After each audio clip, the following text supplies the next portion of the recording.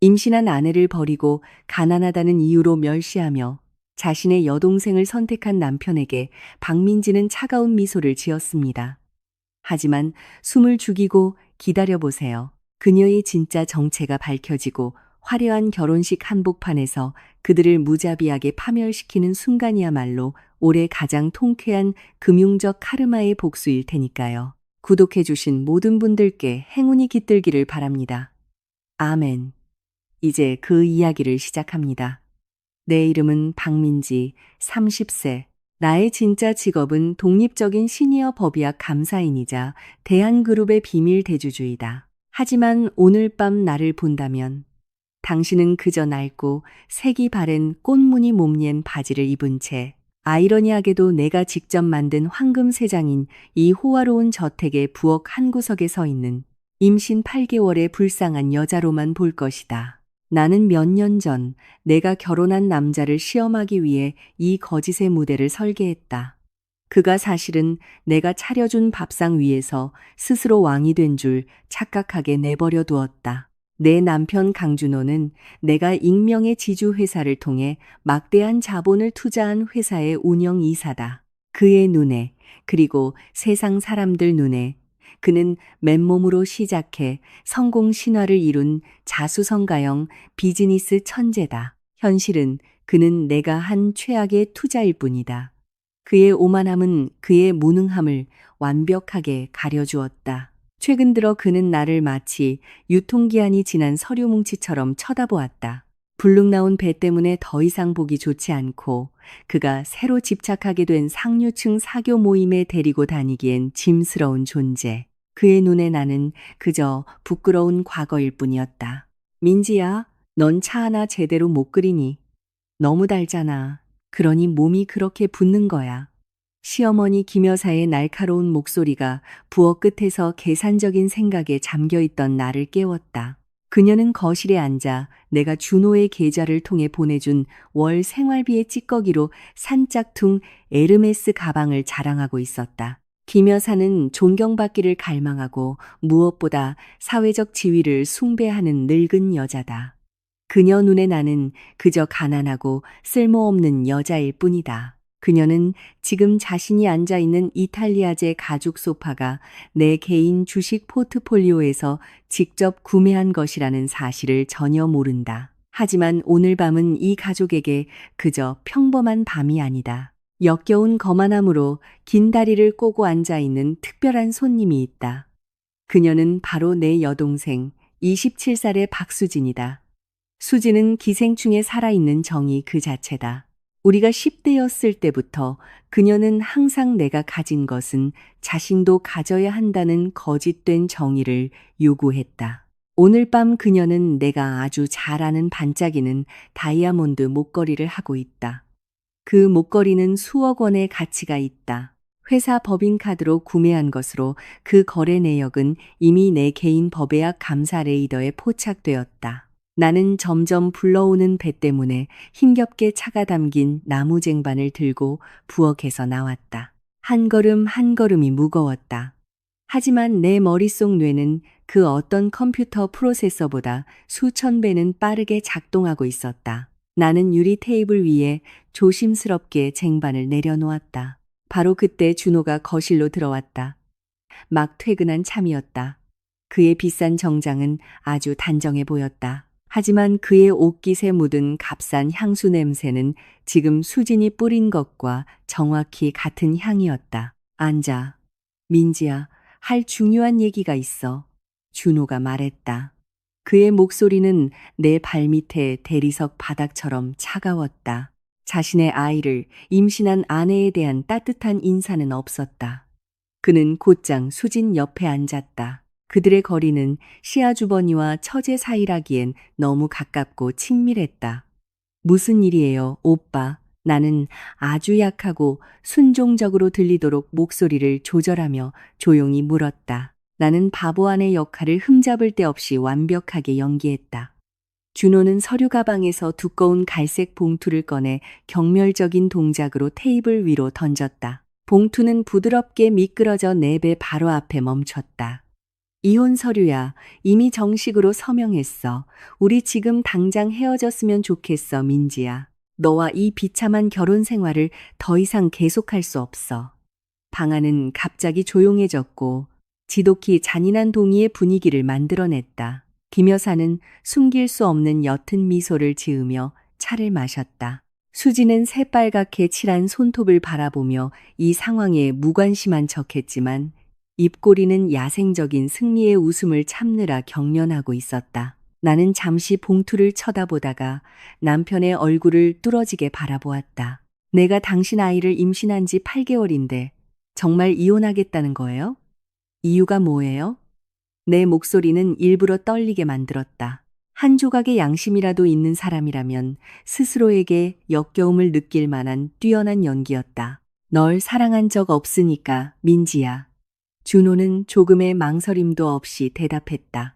그의 목소리에는 세상을 손에 쥔 듯한 오만한 남자의 자부심이 묻어났다. 우리 결혼은 처음부터 큰 실수였어. 내 마음은 내 것이 아니야. 내 마음은 항상 수진이를 향해 있었어. 그 말은 나를 무너뜨리기 위해 뱉은 말이었다. 하지만 내 머릿속에서 그 역겨운 말들은 지금 내가 풀고 있는 치명적인 수학 방정식의 추가 변수에 불과했다. 준호는 의도적으로 내 동생에게 고개를 돌려 내 앞에서 그리고 자랑스럽게 미소 짓는 자신의 어머니 앞에서 그녀의 손을 잡았다. 수지는 마침내 나를 쳐다볼 용기를 냈다. 그녀의 눈은 인생 최대의 트로피를 쟁취했다고 느끼는 값싼 불륜녀의 절대적인 만족감으로 빛나고 있었다. 미안해 언니. 하지만 준호 오빠와 나는 고등학교 때부터 서로 사랑했어. 우린 비밀리에 사귀었고 서로의 첫사랑이었지. 언니는 준호 오빠가 맨손으로 경력을 쌓는 동안 잠시 시선을 돌리기 위한 존재였을 뿐이야. 이제 오빠는 성공했고 우린 함께 행복할 자격이 있어. 그래, 맞아. 김 여사가 찻잔을 테이블에 거칠게 내려놓으며 재빨리 거들었다. 준호는 이사라는 자기 지위에 걸맞은 아내가 필요해. 예쁘고 우아하고 현대적이고 상류층 파티에 데리고 다닐 수 있는 그런 아내 말이야. 너처럼 부엌대기나 하는 촌스러운 몸취에 바지 입은 여자가 아니라 수진이가 강준호의 아내가 되기에 훨씬 더 어울려. 게다가 넌 처음부터 내 아들 소유의 이 호화로운 집에 얹혀 살았잖아. 오늘 밤 마침내 그 역겨운 진실이 완벽하게 드러났다. 내 여동생이 알고 보니 고등학교 시절 내 남편의 전 여자친구였던 것이다. 그들은 내내 내 등 뒤에서 미친 듯이 놀아나며 나의 허구적인 어리석음을 비웃었고 준호가 나를 길바닥에 내버릴 만큼 충분히 부자가 되기를 조용히 기다려왔다. 준호는 수진을 첩으로 삼고 내가 쓰는 것과 같은 접시에서 그녀에게 밥을 먹여준 것을 정말 자랑스러워했다. 그럼 저는요, 오빠. 이 아이의 운명은 어떻게 되는 거죠? 나는 뺨을 타고 눈물 한 방울이 흐르도록 억지로 만들며 나지막이 물었다. 그건 전적으로 내 사정이지. 준호는 지독히 차갑게 대답했다. 네가 아이를 낳으면 출산 비용으로 충분한 위자료를 줄게. 이 집에서 영원히 꺼져. 수진이가 다음 주에 여기로 이사 올 거야. 우린 안방 가구를 전부 싹 바꿀 거고. 그들 셋은 내가 울부짖으며 준호의 발치에 기어 매달리거나 히스테릭하게 수진의 머리채를 잡을 것이라고 생각했다. 그들은 눈앞에 임신한 여자가 오늘 밤 완전히 무력하고 산산조각 날 것이라고 정말로 믿었다. 그들은 큰 실수를 했다. 내 거짓 눈물이 흐르는 뒤에서 나는 준호가 내 동생 수진의 계좌로 불법 자동이체한 자금의 흐름을 정확하게 계산하고 있었다. 나는 머지않아 그를 뿌리까지 가난하게 만들 민사소송 조항들을 정밀하게 저울질하고 있었다. 나는 전혀 상심하지 않았다. 나는 순수하게 역겨웠다. 이 종벌레 같은 자들이 벌이는 값싼 연극에 진절머리가 났다. 이 호화로운 집, 그들이 거만하게 딛고 서 있는 수입, 대리석 바닥부터 내 동생의 목에 걸린 수억 원짜리 훔친 보석까지 모든 것이 100% 내 소유다. 준호는 그의 연약한 남성적 자존심이 상처받지 않도록 내가 의도적으로 가짜 이사직함을 준 하찮은 직원에 불과했다. 알겠어요, 준호 씨. 나는 아주 작은 목소리로 대답하며 손등으로 천천히 눈물을 닦았다. 나는 테이블 위에 은색 펜을 집어들고 조심스럽게 몸을 약간 숙인 다음 조금의 망설임도 없이 이혼 서류에 서명했다. 준호는 아내가 오늘 밤 이렇게 쉽게 포기하는 것을 보고 약간 놀란 듯 했다. 하지만 그의 자존심은 그 이상한 어색함을 재빨리 무시했다. 수진과 김 여사는 즉시 승리의 눈빛을 교환했다. 그들은 방금 가난한 기생충을 추운 길거리로 쫓아냈다고 확신했다. 나는 천천히 몸을 돌려 부엌으로 느릿느릿 걸어갔다. 내 집 안에서 웅장한 미래를 계획하며 이제는 대놓고 웃는 그들을 뒤로 한 채 조용히 배를 쓰다듬으며 얼음처럼 차가운 냉소가 마침내 내 입가에 번졌다. 오늘 밤 실컷 즐겨. 준호, 수진, 김여사, 내 마음속 목소리가 죽음 같은 침묵을 갈랐다. 너희들의 덧없는 부에 환상의 찌꺼기를 마음껏 누려. 내일 아침, 집행관인 내가 너희 셋이 썩은 하수구 냄새 나는 허름한 오두막에서 울게 만들고 모든 금융기관의 역사에 영원히 쓰레기로 기록되게 할 테니까. 안방문이 내 등 뒤에서 굳게 닫혔다. 차가운 금속 이중 잠금 장치가 딸깍하는 소리와 함께 그 순간 억압받는 아내처럼 구부정했던 내 어깨가 다시 완벽하게 꼿꼿이 펴졌다. 눈가에 고였던 인공 눈물은 흔적도 없이 말라버렸다. 흐느낌도, 문 뒤에 주저앉는 장면도, 침대 위에서 신세를 한탄하는 일도 없었다. 이 방은 방음 처리가 되어 있다.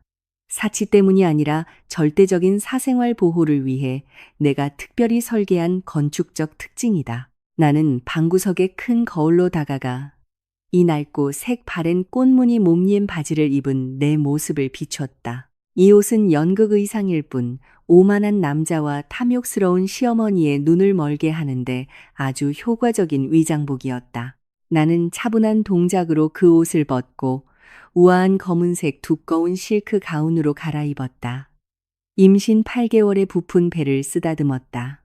걱정 마, 아가. 내 엄마는 기생충들이 우리 궁전을 빼앗도록 내버려두는 약한 여자가 아니란다. 나는 벽 한 면을 가득 채운 거대한 티크 원목 책장으로 걸어갔다. 준호가 책 읽기를 너무 게을리해서 한 번도 만지지 않은 두꺼운 백과사전들 뒤에는 망막 스캔 패널이 숨겨져 있었다.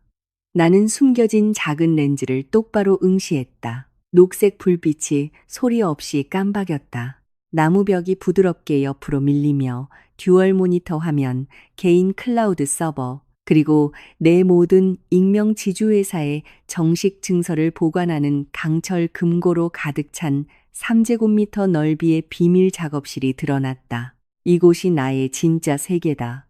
집행관의 작전 본부. 나는 인체공학적 가죽의자에 앉아 내 멍청한 남편이 왕노릇을 하고 있는 대한그룹의 금융데이터 심장부에 직접 접속할 수 있는 초고도 암호화 노트북을 켰다. 강준호는 항상 운영이사라는 자신의 직위를 자랑스러워하며 그 자리가 자신의 노력의 결실이라고 생각했다. 사실 그 자리는 그의 남성적 자존심을 만족시키면서도 내 감시하에 두기 위해 내가 준 것에 불과했다. 하지만 오늘 밤 그는 인내의 한계를 넘어섰다. 내 손가락은 키보드 위에서 빠르게 춤추며 최고 등급의 인증코드 시리즈를 입력했다.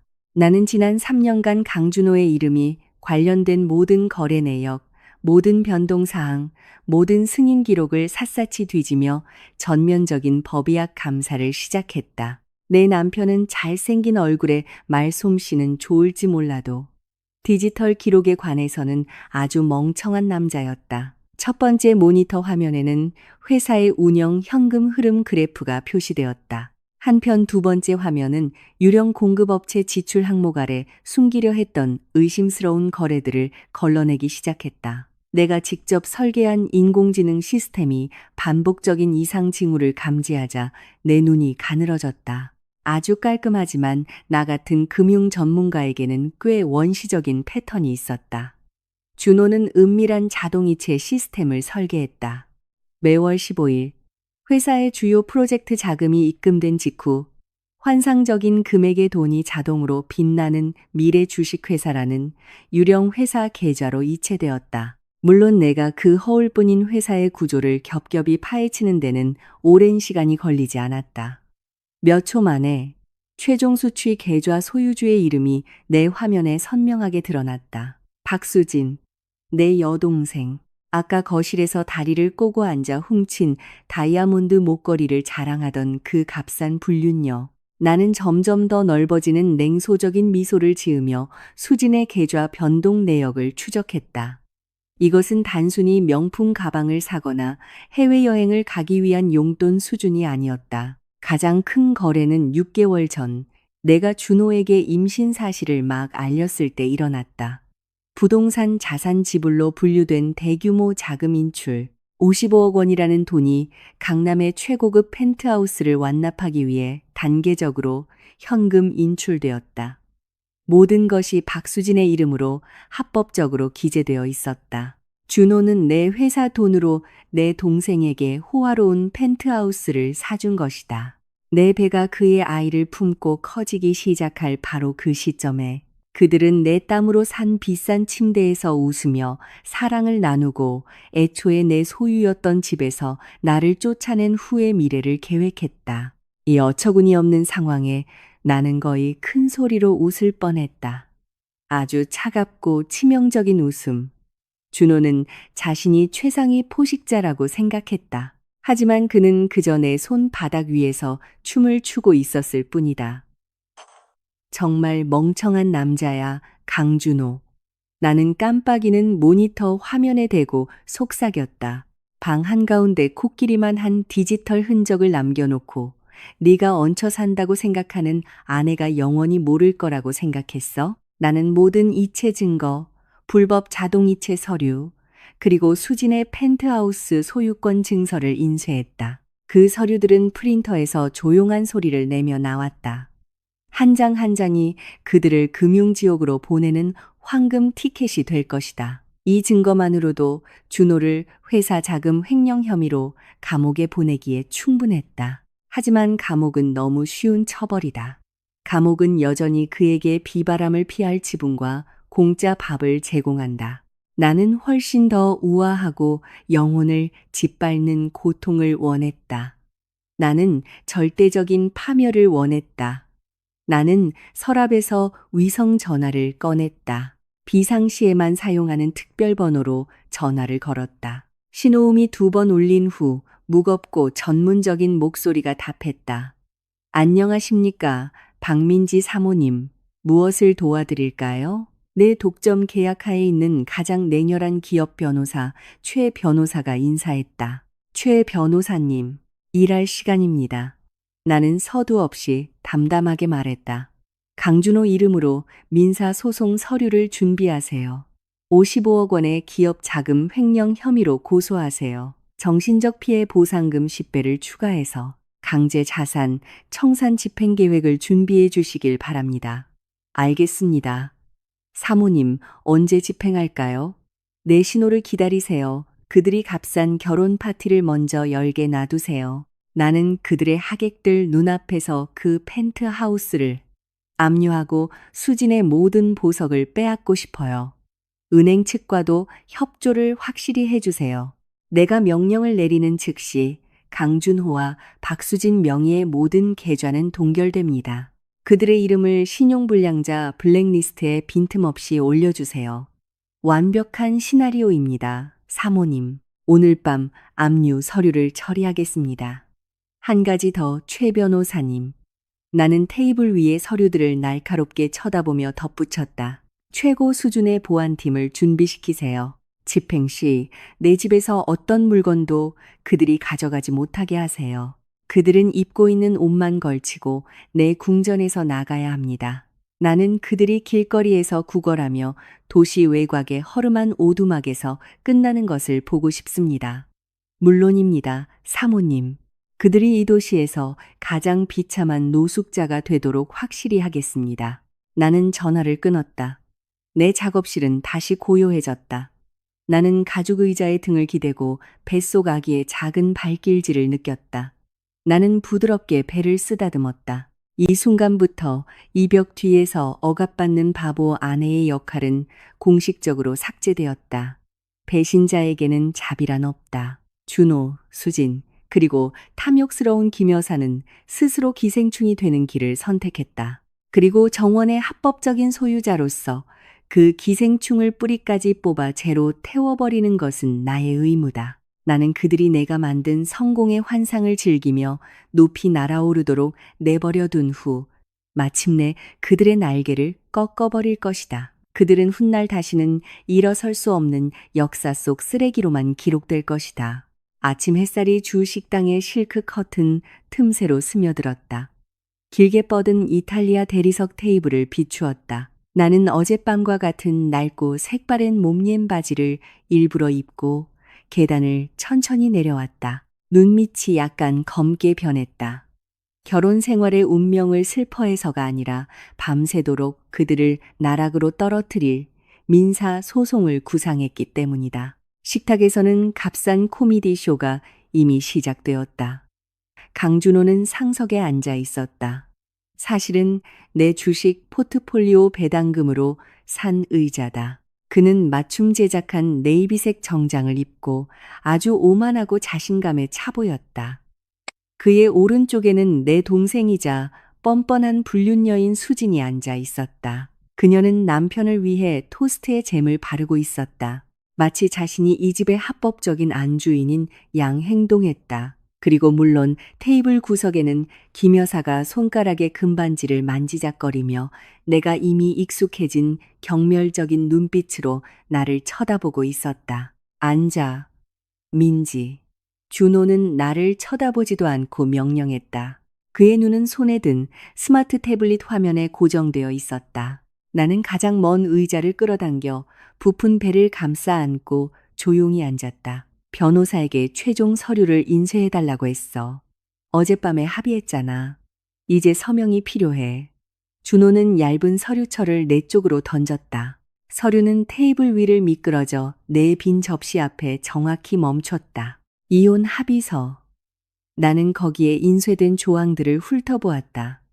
남편에게 아주 유리했다. 물론 그가 제안한 출산 위자료는 내 주식시장에서의 하루 자본 이득의 10%도 안 되는 금액이었다. 너무 오래 읽지 마, 민지야.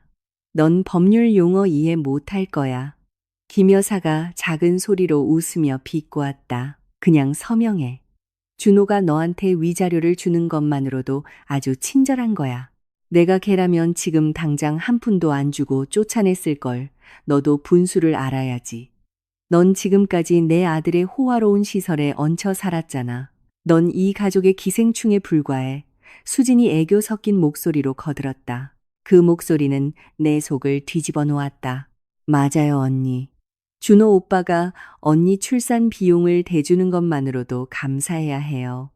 나중에 분유 살 돈 더 필요하면 나한테 말해요. 제 쇼핑 예산에서 좀 떼어줄게요. 어차피 저랑 준호 오빠는 우리 결혼을 위해 안방을 곧 리모델링 할 거거든요. 그러니 언니는 지금부터 짐을 싸기 시작하는 게 좋을 거예요. 나는 역겨운 오만함으로 가득 찬 새 얼굴을 쳐다보았다. 그들은 정말로 내가 아무것도 가진 게 없는 바보 여자라고 생각했다. 수지는 자신이 사용하는 돈이 내 회사 금고에서 불법 자동이체된 결과물이라는 사실을 깨닫지 못한 채 쇼핑 잔돈으로 분유값을 제한하는 것을 자랑스러워했다. 그녀는 자신이 여왕이라고 생각했지만 사실은 자기 언니의 피를 빨아먹고 사는 존벌레에 불과했다. 이게 당신의 최종 결정인가요, 준호 씨? 나는 표정을 바보 같고 체념한 듯 보이게 유지하며 무미건조한 톤으로 물었다. 정말 임신한 아내를 버리고 자기 여동생을 선택하는 거예요? 준호는 태블릿을 내려놓고 오만함으로 가득 찬 눈으로 나를 쳐다보았다. 잘 들어, 민지. 비즈니스 세계는 냉혹해. 나는 내 성공을 대변해줄 동반자가 필요해. 수진이는 상류층 여자야. 내 라이프 스타일을 이해하지. 다른 이사들 부인들과 어울릴 줄도 알고. 반면에 넌 넌 샐러드 포크랑 고기 포크도 구분 못하잖아. 촌스러운 몸된 바지 입고 내 집에서 돌아다니는 꼴은 이제 식물이나. 그 서류에 서명해. 그리고 아이가 태어나면 넌 여기서 떠나야 해. 내 집이라고 그가 말했다. 이 남자의 오만함은 정말로 그의 이성을 멀게 했다. 그는 이 1000제곱미터 땅 위에 굳건히 서 있는 토지 증명서가 내가 100% 지배하는 지주회사 명의로 등록되어 있다는 사실을 잊었다. 그는 며칠 안에 내가 이 사회에서 절대적인 거부권을 행사하여 가장 치욕스러운 방식으로 그의 모든 직위를 박탈할 것이라는 사실을 전혀 몰랐다. 나는 더 이상 한마디도 하지 않고 서류철 옆에 놓인 펜을 아주 계산된 느린 동작으로 집었다. 나는 인지 위에 내 서명을 했다. 그 서명은 패배가 아니라 강준호에게 내려진 재정적 사형 선고였다. 나는 서류철을 준호 쪽으로 다시 밀었다. 그는 마치 수조 원짜리 입찰을 따낸 것처럼 만족스러운 미소로 그것을 집어들었다. 좋아. 준호는 서류를 서류 가방에 넣으며 말했다. 오늘부터 넌 아래층 손님방에서 자. 2층에서는 더 이상 널 보고 싶지 않아. 그리고 기억해, 절대 문제 일으키려고 하지 마. 안 그러면 내가 한 푼도 못 받게 할 테니까. 오, 준호. 나는 당신에게서 한 푼도 원하지 않아. 나는 당신의 가장 밑바닥 자존심까지 포함해서 모든 것을 빼앗을 거야. 나는 아픈 허리를 받치며 천천히 일어섰다. 알겠어요, 오빠. 그게 당신 뜻이라면 아래층 방으로 옮길게요. 두 분 결혼 계획으로 아주 행복하시길 바라요. 나는 몸을 돌려 식당을 떠났다. 내 등 뒤에서 김 여사가 준호를 칭찬하며 만족스럽게 웃는 소리가 들렸다. 그들의 집에서 쓰레기를 치운 그의 단호함에 대해서 수지는 오늘 오후 유명 디자이너 부티크에서 호화로운 웨딩드레스를 피팅하는 것에 대해 애교를 부리며 이야기했다. 곧 정지될 신용카드를 사용해서 그들끼리 파티하게 놔둬라. 오늘 훔친 돈을 다 쓰게 놔둬라. 왜냐하면 그들이 긁는 모든 원화는 내 개인 법의학 감사 보고서에 기업 횡령의 추가 증거로 깔끔하게 기록되었기 때문이다. 집행관인 나는 모든 틀을 완성했다. 자산 청산이 집행될 때 준호는 직업만 잃는 것이 아니다. 그가 자랑하던 모든 허구적인 주식과 옵션은 내가 전혀 팔리지 않는 독성 자산으로 바꿔버릴 것이다. 그의 이름은 평생 은행 계좌를 개설할 수 없는 기업 수배자로서 신용불량자, 블랙리스트에 영원히 박제될 것이다. 그리고 내 동생, 그 재물에 미친 수지는 가차없이 그녀의 호화로운 펜트하우스에서 강제로 끌려 나올 것이다. 나는 김 여사가 자신의 짝퉁 물건들을 챙기면서 더 이상 기댈 지붕이 없다는 것을 깨달았을 때에 그거만한 얼굴을 보는 것이 몹시 기대된다. 그들 셋은 내가 도시 가장 깊숙한 구석에 있는 허름한 오두막으로 던져질 것이다. 그곳에서 하수구 냄새가 수진의 값비싼 향수를 대신하는 새로운 향수가 될 것이다. 그들의 파멸의 절정의 밤은 이미 내 머릿속에 정해졌다. 준호와 수진이 그들의 비밀 결혼의 호화로움을 축하하는 날이 내가 그들의 신분을 자존심 없는 노숙자로 공식화하는 날이 될 것이다. 그들은 나를 역사 속 쓰레기로 버렸다고 생각했다. 하지만 현실은 그들이 눈을 감은 채 가장 잔혹한 파산의 벼랑으로 걸어가고 있는 것이다. 아래층 손님방으로 이사한 것은 내가 조용히 즐기는 풍자 코미디였다. 이 방은 안방의 3분의 1 크기로 수영장이 보이는 큰 창문도 없고 아주 딱딱하고 표준적인 가구만 갖춰져 있었다. 완벽했다. 이 좁은 공간은 나를 준호의 오만한 시선과 김 여사의 날카로운 비난이 닿지 않는 곳에 두었다. 점점 불러오는 배를 안고 나는 억압받고 무력한 아내로서의 위대한 유니폼이 된 낡은 몸갰 바지를 포함한 내 위장용 옷들이 담긴 작은 여행 가방 하나를 끌었다. 나는 의도적으로 내 비싼 드레스들을 위층 옷장에 남겨두었다.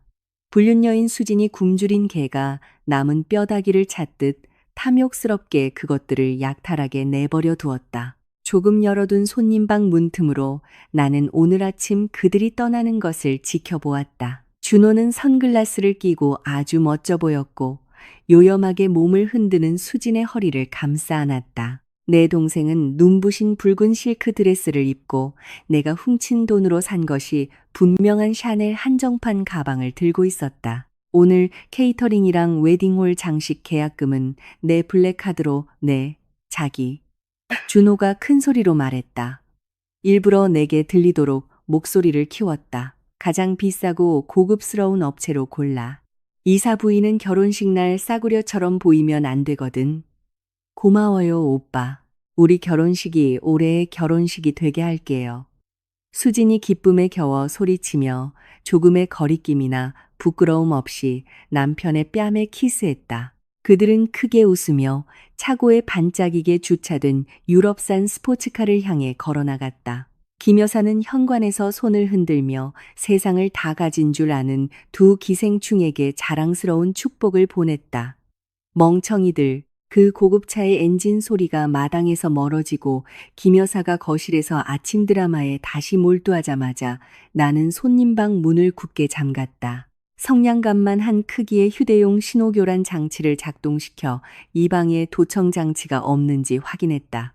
내 초고도 암호화 노트북이 다시 켜지며 푸른빛이 내 얼굴에 반사되었다. 검은 인터페이스에 역동적으로 움직이는 녹색 코드들이 나타났다. 그들의 가짜 생명 유지 장치를 끌 시간이다. 집행관이 그림자 속에서 일할 시간이다. 나의 첫 번째 목표는 부동산 인인프라였다. 현재 김 여사가 밟고 있는 호화로운 저택과 수진이 차지한 강남의 호화 펜트하우스. 둘 다 내 유령 자회사인 마헤스와리 홀딩스 명의로 등록되어 있었다. 내 손가락은 키보드 위에서 춤추며 스위스 중앙은행과 직접 동기화된 국제법률 포털에 접속했다. 단 3번의 다층 인증 클릭만으로 나는 수십억 원 가치의 두 자산의 소유권 증서 전체를 케이맨 제도에 본사를 둔 비밀 신탁 펀드로 이전했다. 이제 법적 허점은 단단히 막혔다. 재산 분할 소송을 제기할 틈이 없다. 어떤 은행도 준호의 이름으로 압류할 공간이 없다. 이 집은 이제 절대적이고 법적으로 내 상속인의 소유가 되었다. 내 뱃속에 있는 약이. 두 번째 목표, 재정적 혈류. 나는 대한그룹의 운영 계좌를 관리하는 은행 데이터베이스에서 법의학 감사 패널을 열었다. 준호는 지금까지 유령 공급업체 예산의 허점을 이용해 조작한 불법 자동이체 시스템에 크게 의존하여 정기적으로 수진의 계좌를 채워왔다. 나는 단순히 그 돈줄을 끊지 않았다. 그건 너무 단순하고 그를 너무 일찍 의심하게 만들 것이다. 나는 훨씬 더 치명적인 일을 했다. 나는 최고 수준의 보안 프로토콜을 발동시켰다. 나는 준호의 블랙카드에서 발생하는 모든 후속 거래를 자금 세탁 및 사기 행위로 분류하는 특수 알고리즘을 주입했다. 하지만 나는 그 검증 상태를 은행 대기 시스템에 매달려 있게 놔두었다. 이것은 수진이 오늘 다이아몬드 보석 부티크나 5성급 케이터링 업체에서 거만하게 그 카드를 긁을 수 있다는 것을 의미한다. 그녀는 단말기에서 거래가 보류 중인 상태로 남겨두고 결제가 성공했다고 생각할 것이다. 결국 월말 청구 시점이 되면 그 거대한 청구서는 아무도 갚을 수 없는 준호의 개인 빚으로 폭발할 것이다. 내 남편이 자랑하던 그 블랙카드는 내가 공식적으로 독성 자산으로 바꿔놓았다. 내 위성 전화가 테이블 위에서 조용히 진동했다. 화면에 실패를 모르는 내 수석 변호사 최 변호사의 이름이 떴다. 보고 상황 최 변호사님. 나는 지독히 차갑게 인사했다. 내 눈은 계속해서 녹색으로 빛나는 내 개인 주식 포트폴리오 그래프의 움직임에서 떼지 않았다. 모든 것이 사모님의 정밀한 지시에 따라 진행되고 있습니다. 최 변호사의 중저음 목소리가 차분하면서도 치명적으로 들렸다. 강준호가 저지른 지속적인 기업 자금 유용에 대한 민사소송 초안이 100% 완료되었습니다. 청구액은 250억 원입니다. 250억 원은 모든 물질적, 비물질적 손실과 허위 자산 동결을 포함합니다. 아주 만족스럽군요. 이사회에서의 그의 위치는 어떻습니까? 임시 주주총회 일정을 잡았습니다.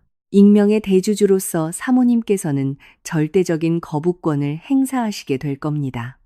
위자료 없는 불명예 해고 통지서는 제 책상 위에 인쇄되어 있습니다. 우리는 그저 마지막 밤에 자산을 전면적으로 청산하라는 사모님의 지시를 기다리고 있을 뿐입니다. 나는 옅은 미소를 지었다.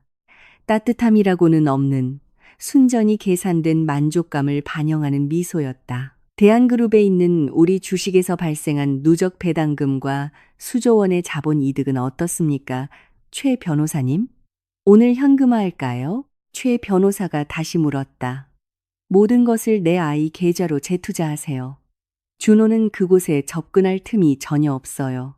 그는 자기가 가장이라고 생각하지만 그의 꼭두각시 이사 월급으로는 내 부동산 하나 세금도 못 낼 겁니다. 내가 담담하게 대답했다. 그들의 신원에 대한 최종 조치는 무엇입니까, 사모님?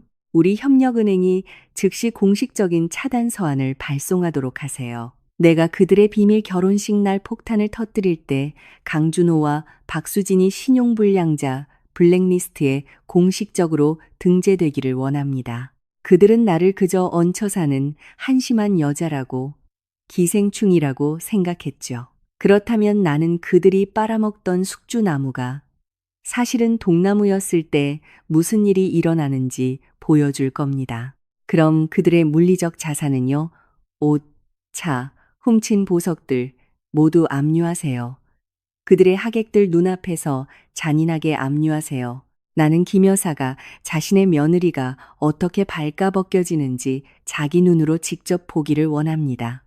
그 후 그들을 철도 변두리에 있는 허름한 오두막으로 던져버리세요. 그들의 거만한 몸이 매일 아침 하수구 냄새를 맡게 하세요. 나는 그들이 역사 속 쓰레기로서의 운명을 한탄하며 우는 노숙자가 되기를 원합니다. 명령이 아주 명확하게 접수되었습니다. 박민지 사모님. 통화가 즉시 끊겼다. 나는 노트북 화면을 닫았다. 동결 과정은 완벽하게 끝났다. 지금까지 준호의 오만함과 수진의 탐욕을 먹여 살려온 재정적 혈류는 완전히 끊어졌다. 그들은 아직 깨닫지 못했지만 마치 투명한 단검에 동맥이 막 베인 사람처럼 그들의 몸은 현실의 숨이 끊어지기 전에 오만함에 남은 피로 여전히 춤추고 파티를 즐길 수 있다. 그들의 결혼 파티는 곧 그들 자신의 자존심을 위한 가장 성대한 장례식 무대가 될 것이다. 내가 이혼 서류에 서명한 지 3주가 지났다. 땀과 고도의 주식 포트폴리오 조작으로 내가 지은 이 호화로운 저택, 이 궁전은 이제 완전히 값싼 서커스장으로 변해버렸다. 일부러 조금 열어둔 손님방 문틈으로 나는 내 남편과 내 여동생의 비밀 결혼식 준비로 분주한 모습을 엿보았다. 나는 여전히 낡고 색바른 꽃무늬 몸준 바지를 충실하게 입고 있었다. 이제는 커진 배를 더욱 꽉 조이는 이 옷을 입고 곧 길거리로 치욕스럽게 쫓겨날 무력한 여자라는 역겨운 역할을 연기했다. 거실에서는 수진과 김 여사의 날카로운 웃음소리가 켜져 있는 100인치 평면 TV 소리를 압도하며 서로 메아리쳤다. 그 방은 이제 유럽의 최고급 디자이너 브랜드 로고가 박힌 상자 더미로 가득 찼다. 권력의 환상에 취한 값싼 불륜녀 수지는 마치 위대한 왕국을 막 정복한 여왕처럼 그 사치품의 바다 한가운데 앉아 있었다. 어머니, 이 프랑스 실크 웨딩드레스 좀 보세요. 가격이 거의 4억 원에 달해요. 수진이 기쁨에 겨워 소리치며 눈부신 스와로브스키 크리스털이 뿌려진 반짝이는 흰 드레스를 들어 올렸다. 준호 오빠가 한도 없는 블랙카드를 긁으라고 했어요. 우리 결혼식은 올해 최고의 행사가 되어야 한다면서요. 어떤 하객도 감히 새로운 이사 부인의 지위를 얕보아서는 안 된다고요. 김 여사는 자랑스럽게 고개를 끄덕였다. 그녀의 눈은 그 불법적인 물건 더미를 탐욕스럽게 바라보며 반짝였다. 물론이지, 얘야. 준호는 성공한 남자고 우리 집안의 자랑스러운 훌륭한 이사야. 그는 너처럼 품격 있는 여자와 어울리지. 이 호화로운 집에 얹혀 사는 촌뜨기 여자와는 어울리지 않아. 김 여사는 마지막 문장에서 일부러 목소리를 높이며 내 방 쪽으로 아주 냉소적인 시선을 던졌다. 나는 소리 없이 조용히 문을 닫았다. 내 방의 고요함 속에서 지독히 차가운 비대칭 미소가 내 입가에 번졌다. 그들 둘은 정말로 진짜 기생충이었다. 사실은 내 회사의 하찮은 하수인에 불과한 남자의 신용카드를 빌려 쓰는 것만으로 권력을 느낀다는 점에서 한심한 존재들이었다.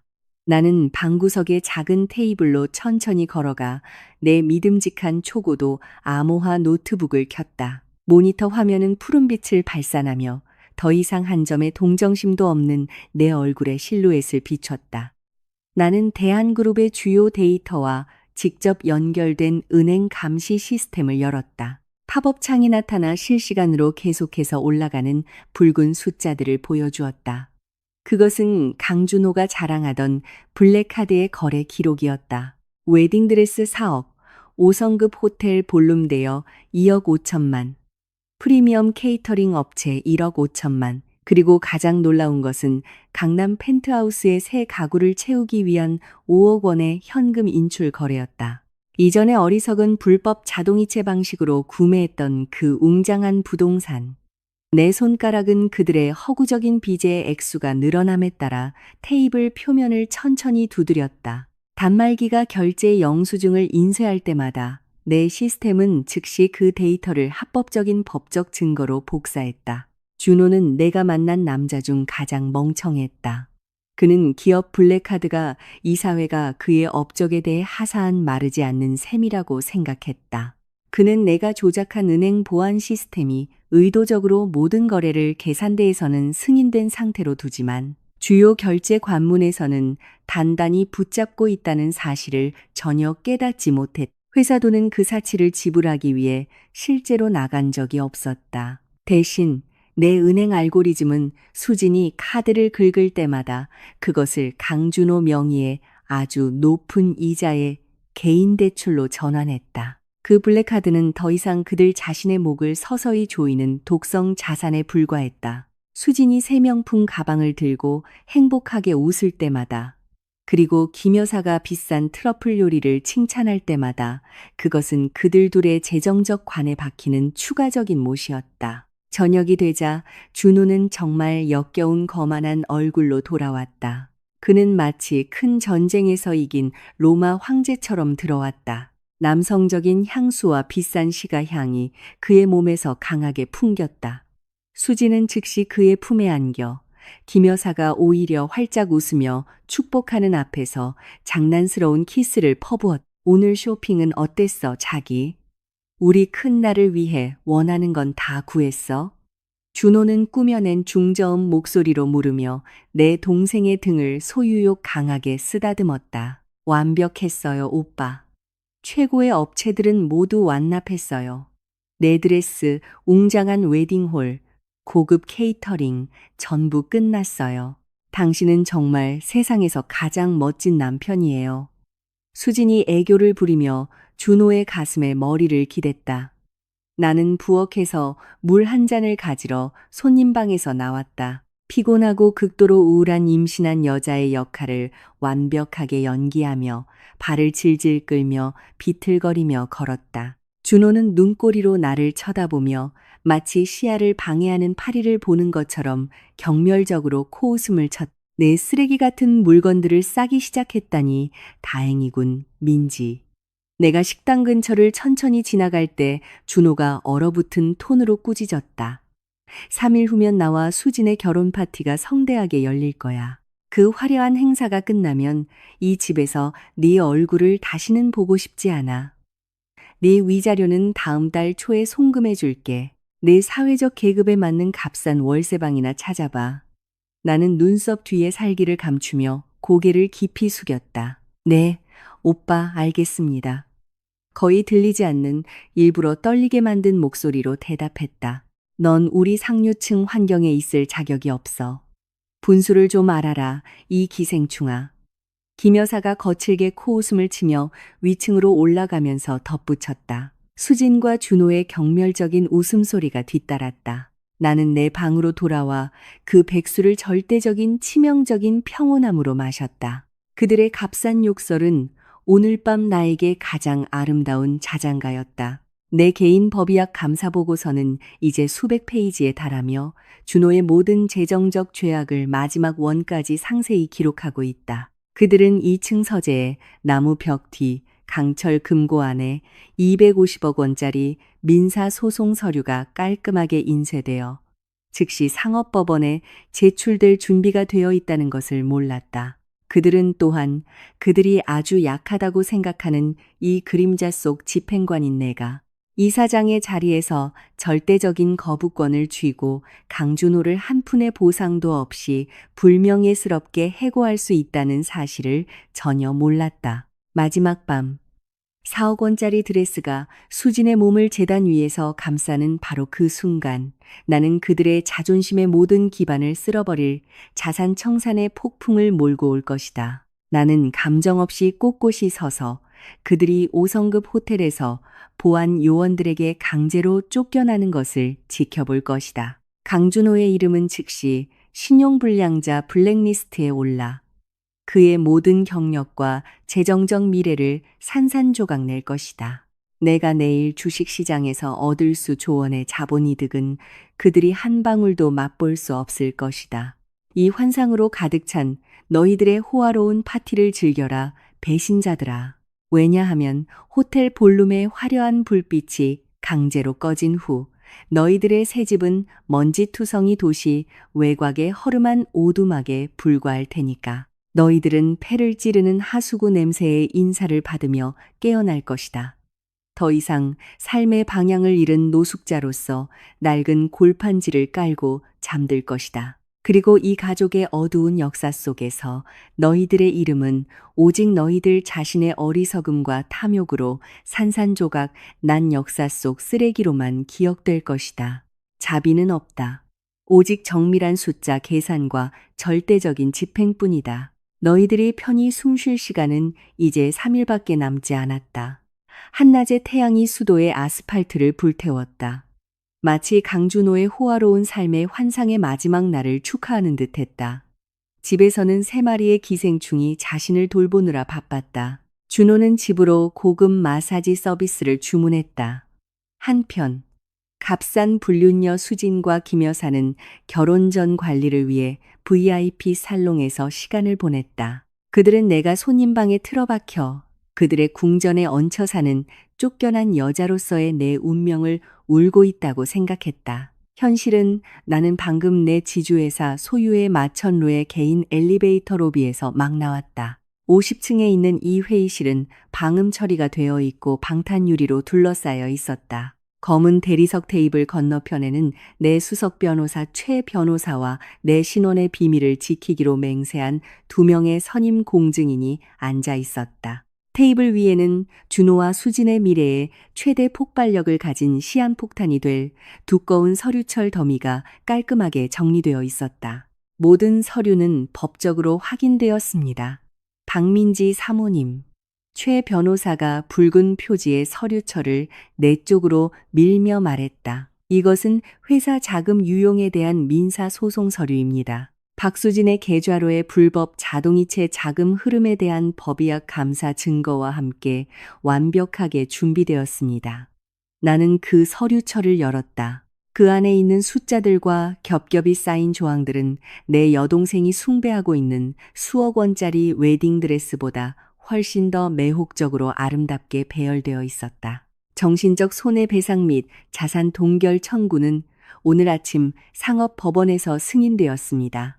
강준호가 지불해야 할 총부채는 250억 원입니다. 그리고 그가 내일 파티 비용을 지불하는 데 사용한 모든 신용카드는 사모님께서 독성 자산으로 바꾸셨기 때문에 그의 개인 은행 빚은 오늘 밤 폭발할 겁니다.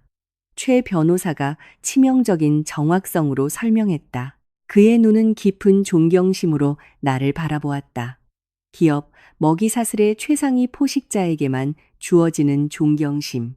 나는 그 거래 내역 위로 검지 손가락을 스쳤다.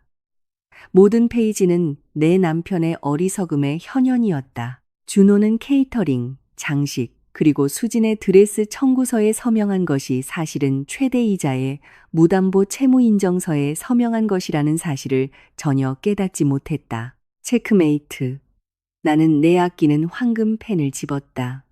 단호하고 끊어지지 않는 한 번의 선으로 나는 인지 위에 서명했다. 검은 잉크가 종이 섬유에 스며들어 강준호와 내 여동생의 운명을 영원히 봉인했다. 이어서 최 변호사는 검은 벨벳 표지의 두 번째 서류철을 내밀었다. 대한그룹 임시주주총회 결정서. 이것은 나의 마지막 걸작이었다.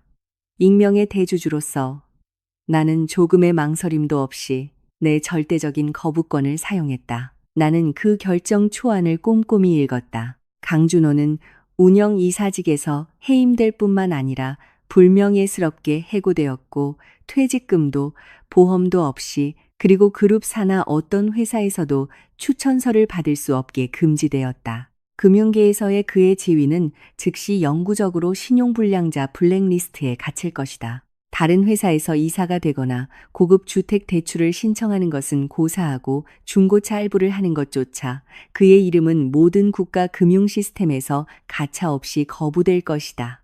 내일 밤 그들이 재단 위에 있을 때 자산을 잔인하게 청산하세요. 빙하처럼 차가운 톤으로 내가 명령했다. 내 목소리는 유리벽에 반사되어 울렸다. 그가 불법적으로 구입한 강남의 펜트하우스를 비우세요. 집의 주 차고에서 모든 스포츠카를 견인하세요. 모든 문 접근을 차단하세요. 그들이 파티에서 돌아왔을 때 단단히 잠긴 철문과 길거리 아스팔트에 버려진 그들의 값싼 옷이든 여행 가방만 발견하게 하세요. 알겠습니다. 집행관 사모님. 모든 내부 보안팀과 법원 집행관은 대기 상태입니다. 한 가지 더. 나는 대도시의 전경을 보여주는 창밖을 날카롭게 쳐다보며 덧붙였다. 어제 내가 요청한 허름한 부동산 구매는 처리했습니까? 최 변호사는 옅은 미소를 지었다. 아주 차가운 전문적인 미소. 처리했습니다, 사모님. 강준호 명의로 철도 변두리 빈민가에 있는 허름한 오두막을 구입했습니다. 중개인 없이 현금으로 구매했습니다. 그 오두막은 습지 위에 서 있고 벽은 썩은 합판으로 만들어졌으며 불법 쓰레기 처리장 바로 맞은편에 위치해 있습니다. 나는 작게 웃었다. 아주 건조한 웃음소리. 완벽하군요. 법원에 채무 독촉장을 발송할 합법적인 주소가 필요하니까요. 김 여사의 거만한 몸과 수진의 부드러운 피부가 매일 아침 하수구 냄새를 맡게 하세요. 나는 그들이 뜨거운 태양 아래 노숙자로 사는 것이 얼마나 비참한지 깨닫기를 원합니다. 나는 깃털처럼 가벼운 마음으로 공증인 사무실을 떠났다. 내 뱃속의 아기는 약한 여자의 자궁에서 태어나지 않을 것이다. 그는 손을 더럽히지 않고 적을 섬멸하는 방법을 이해하는 어머니로부터 왕좌를 물려받을 것이다. 집에 다시 도착했을 때 마지막으로 딱딱한 정적이 나를 맞았다. 나는 이 답답한 손님 방으로 들어가 거울 앞에 섰다. 그 반사된 모습에는 여전히 내 믿음직한 가면이었던 낡고 색바랜 꽃무늬 몸집 바지가 붙어 있었다. 김 여사가 매일 아침 나를 욕할 특권을 가졌다고 느끼게 하고 내 동생이 성공한 남자를 빼앗아 이겼다고 느끼게 만든 그 의상. 나는 그 값싼 천의 섬유를 더듬으며 그들이 나를 그들의 삶의 기생충으로 여기며 던진 모든 모욕을 기억했다. 그들은 정말 눈이 멀었다. 나는 긴 숨을 들이쉬고 그 옷을 몸에서 벗었다. 천은 대리석 바닥으로 조용히 떨어졌고 마치 거짓의 족쇄를 깨는 소리 같았다. 억압받는 바보 안에 아울리아의 정체성도 무너졌다. 나는 비밀여행 가방 옷장으로 가서 미드나잇 블루 색상의 고급 디자이너 인부복을 꺼냈다. 순수한 귀족적 아우라를 발산하는 뼈 색깔의 실크 블레이저와 매치했다. 나는 날카로운 화장으로 얼굴을 꾸미고 머리를 우아하게 틀어 올리고 파텍 필립 다이아몬드 시계를 찼다. 이제 거울에서 나를 마주 보는 여자는 그들이 먹고 사는 곳을 관장하는 거대한 투자 포트폴리오의 절대적인 지배자이며 그들의 오만함을 쓸어버릴 폭풍이었다. 나는 몇 가지 개인 서류를 리모와 로고가 박힌 기내용 여행 가방에 넣었다. 이 방에는 공허함 외에는 아무것도 남기지 않았다. 매일 밤 수진과 준호가 재단에서 웃느라 바쁠 때 그들은 자신들이 딛고 있는 바닥이 재정적 지옥의 밑바닥으로 산산조각 나고 있다는 것을 결코 깨닫지 못할 것이다.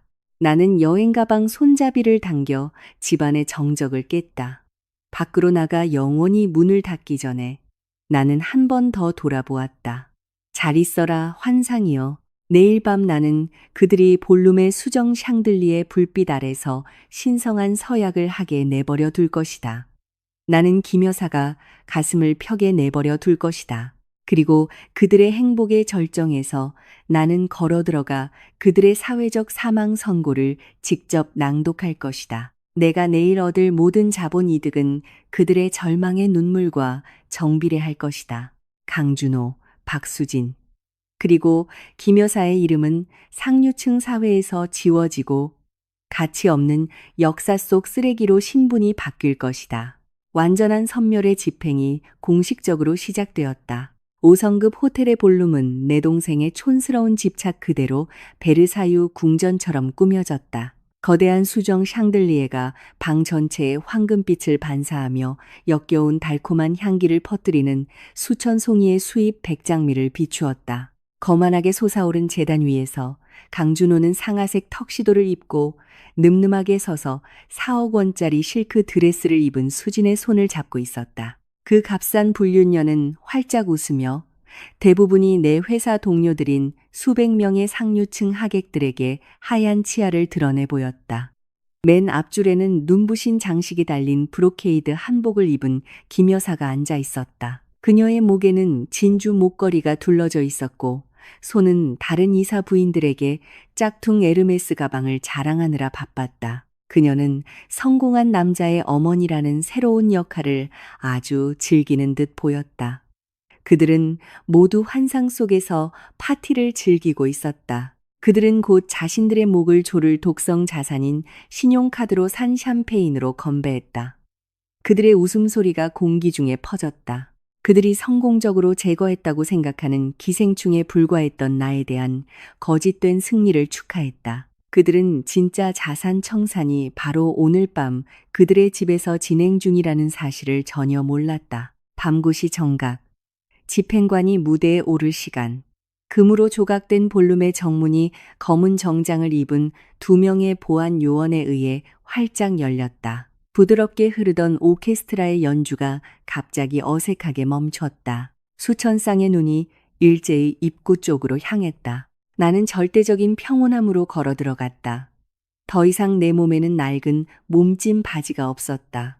오늘 밤 나는 임신한 배를 순수한 귀족의 우아함으로 돋보이게 하는 에메랄드 그린 색상의 파리 디자이너 케이프 드레스를 입고 있었다. 내가 신은 보테가 베네타의 낮은 굽 구두는 두꺼운 붉은 카펫 위에서 조용하지만 단호하게 또각거렸다. 내 목은 이 방의 모든 촌스러운 장식을 10배는 살 수 있는 가치의 다이아몬드 목걸이로 장식되어 있었다. 나는 혼자 오지 않았다. 내 오른쪽에는 내 믿음직한 철권의 기업 변호사 최 변호사가 걷고 있었다. 내 뒤에는 정장을 입은 위엄 있는 5명의 남자가 깔끔하게 줄을 섰다. 그들은 대한그룹의 이사회 멤버들이었다. 준호가 그토록 숭배하던 최고위층들, 볼룸 전체에 수군거림이 퍼지기 시작했다. 거만하게 웃던 준호의 얼굴이 나를 보자 서서히 창백해졌다가 분노로 붉게 달아올랐다. 김 여사는 손에 든 음료에 거의 사례가 들 뻔했다. 한편 수지는 혼란과 짜증이 뒤섞인 표정으로 남편의 팔을 꽉 잡았다. 민지, 여기서 뭐 하는 거야? 준호가 재단 위에서 소리쳤다. 그의 목소리는 마이크를 통해 어색함을 깨고 울려 퍼졌다. 그는 수진의 손을 놓고 무대 앞으로 걸어 나왔다. 나를 거칠게 가리켰다. 누가 널 들여보냈어? 이 뻔뻔한 여자야. 동정이라도 구하러 온 거냐? 김 여사가 즉시 자리에서 일어나 날카로운 눈빛으로 나에게 서둘러 다가왔다. 어이, 미친 여자. 당장 여기서 나가. 감히 내 아들의 행복한 날을 망치다니. 넌 이미 이혼당했어. 넌 우리 가족에 얹혀 살았을 뿐이야. 경비원, 이 기생충 같은 여자를 당장 끌어내. 수진이 재단 위에서 소리쳤다. 자신의 위치가 위협받는다고 느꼈다. 언니, 제발 우리를 존중해줘요. 스스로를 망신시키지 마세요. 준호 오빠는 더 이상 언니를 사랑하지 않아요. 패배했다는 현실을 받아들이세요. 나는 볼룸 한가운데 재단에서 5미터 떨어진 곳에 멈췄다. 나는 그들 셋을 차례로 쳐다보다가 옅은 미소를 지었다. 남극의 빙산처럼 차가운 미소였다. 동정, 패배. 내 목소리는 높지 않았지만 날카롭고 무거운 억양에 온 방이 침묵에 잠겼다. 최 변호사가 재빨리 내게 무선 마이크를 건네주었다. 나는 그것을 켰다. 동정을 구하러 온 게 아니에요. 강준호 씨. 내 회사에 오물을 치우러 왔어요. 준호가 거칠게 코웃음을 쳤다. 그의 웃음소리는 억지스러웠다. 내 회사, 환각에 빠졌군, 민지. 넌 그저 실업자 주부일 뿐이야. 나는 뒤를 살짝 돌아보며 그동안 준호의 최고 상사로 알려진 대한그룹의 한동호 회장에게 신호를 보냈다. 한동호가 한 걸음 앞으로 나와 역겨움이 가득한 눈빛으로 준호를 쳐다보았다. 말 조심해, 강준호. 한동호가 단호한 중저음 목소리로 꾸짖었다. 자네는 지금 대한그룹을 관장하는 지주회사의 절대적인 대주주이자 합법적인 소유주이신 박민지 사모님과 마주하고 있네. 죽음 같은 침묵이 볼룸 전체를 짓눌렀다. 수천 명의 하객들이 숨을 죽였다. 강준호의 얼굴은 마치 피가 다 빠져나간 것처럼 창백해졌다. 수진의 입은 크게 벌어졌고 김 여사는 석상처럼 굳어버렸다. 그녀의 눈은 믿을 수 없다는 듯이 내 머리끝부터 발끝까지 쳐다보았다. 그래요, 강준호 씨. 나는 천천히 그의 오만함의 구석구석까지 스며들도록 모든 단어를 곱씹으며 말했다. 당신이 그토록 자랑하던 운영 이사 자리는 내 선물이었어요. 당신의 한심한 남성적 자존심을 만족시켜주기 위한 선물. 이럴 리 없어. 거짓말이야. 이건 다 속임수야. 준호가 더듬거렸다. 그의 몸은 무대 위에서 떨리기 시작했다. 그가 입은 화려한 턱시도는 이제 헐렁한 광대옷처럼 보였다. 속임수에 대해 얘기해 볼까요? 나는 모든 사람이 볼 수 있도록 붉은 서류철을 공중으로 들어 올리며 속삭였다. 이 서류철 안에는 당신의 모든 불법 자동이체 계획을 폭로하는 완전한 법의학 감사 보고서가 들어있어요. 당신은 회사 운영 자금을 훔쳐 내 동생에게 55억 원짜리 펜트하우스를 사줬죠. 앞 테이블의 이사 부인들에게서 놀라움의 탄성이 터져 나왔다. 상류층 여성으로서의 수진의 이미지는 순식간에 산산조각 났다. 그녀는 떨리는 손으로 얼굴을 가렸다. 그리고 대주주로서 오늘 밤 나는 전체 이사회 앞에서 내 절대적인 거부권을 사용합니다. 나는 이제 순수한 공포를 발산하는 준호의 눈을 똑바로 쳐다보았다. 강준호, 당신은 오늘 밤부로 퇴직금도 추천서도 없이 불명예 해고입니다. 그리고 나는 당신 이름으로 250억 원짜리 민사소송을 공식적으로 제기했습니다. 그 건물은 즉시 경멸이 가득한 수군거림으로 시끄러워졌다. 하지만 어떤 동료도 감히 내 결정에 이의를 제기하지 못했다. 언니, 우리한테 이럴 순 없어요. 수진이 흐느꼈다. 그녀의 예쁜 얼굴은 이제 공포의 눈물로 젖어 있었다. 그녀의 화려한 드레스는 더 이상 그녀가 기생충에 불과하다는 현실을 가릴 수 없었다. 입 닥쳐, 수진. 넌 값싼 도둑에 불과해. 내가 차갑게 대꾸했다. 그 다이아몬드 목걸이 차고 자랑스러웠어? 이 파티가 자랑스러워? 준호 오빠가 이 모든 서커스 비용을 대기 위해 사용한 신용카드 청구서는 내 회사에서 절대 지불되지 않을 거야. 너희들 이름은 신용불량자 블랙리스트에 올렸어. 너희 둘은 공식적으로 파산이야. 김 여사가 갑자기 붉은 카펫 위에 주저앉았다. 그녀의 다리는 더 이상 격렬하게 떨리는 몸을 지탱할 수 없었다. 그녀의 짝퉁 에르메스 가방이 바닥으로 내동댕이 쳐졌다. 민지야, 얘야, 내가 잘못했다. 내가 몰랐어. 그녀가 떨리는 목소리로 흐느끼며 내 구두 끝을 잡으려 했다. 나는 마치 전염병처럼 역겨운 그녀의 손길을 피하며 살짝 뒤로 물러섰다. 나 만지지 마세요, 김 여사님. 제가 얹혀 산다고 하셨죠? 아시다시피 당신이 살던 그 호화로운 저택은 제 개인 포트폴리오 배당금으로 산 거예요. 그리고 바로 이 순간 제 보안팀이 제 집과 수진의 펜트하우스에서 당신들의 모든 쓰레기 같은 물건들을 치우고 있어요. 그들 셋은 공식적으로 모든 것을 잃었다. 그들의 환상은 산산조각 났다. 나를 쓰레기처럼 버릴 수 있을 거라고 생각했어? 큰 착각이야. 내 목소리가 방 전체의 재판의 선고처럼 울려 퍼졌다. 내가 내일 아침 얻을 자본이득은 너희들을 위해 한 방울도 떨어지지 않을 거야. 오늘 밤부터 철도 변두리의 허름한 오두막을 찾을 준비나 해. 너희들 폐가 하수구 냄새에 익숙해지도록 해. 왜냐하면 그곳이 너희들 같은 배신자 노숙자들에게 어울리는 곳이니까. 내 인생에서 너희들은 곧 잊혀질 역사 속 쓰레기일 뿐이야. 준호가 제단 위에서 무릎을 꿇었다. 그의 재정적, 사회적 파멸은 동시에 일어났다.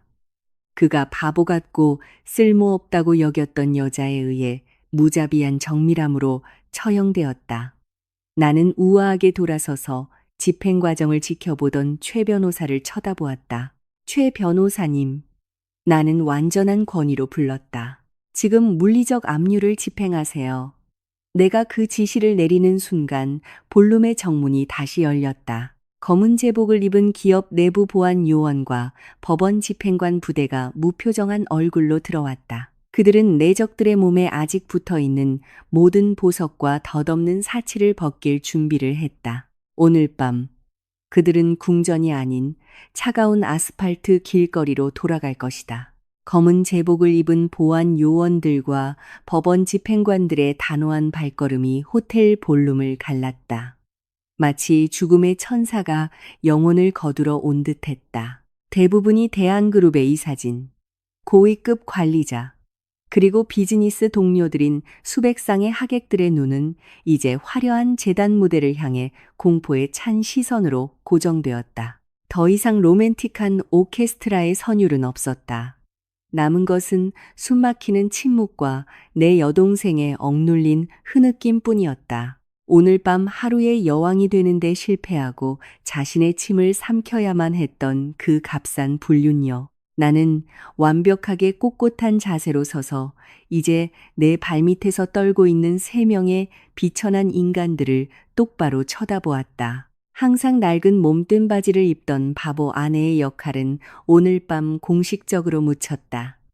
나는 집행관이다. 여러분, 임무를 수행하세요. 이 순간부터 물리적 자산 청산을 시작합니다.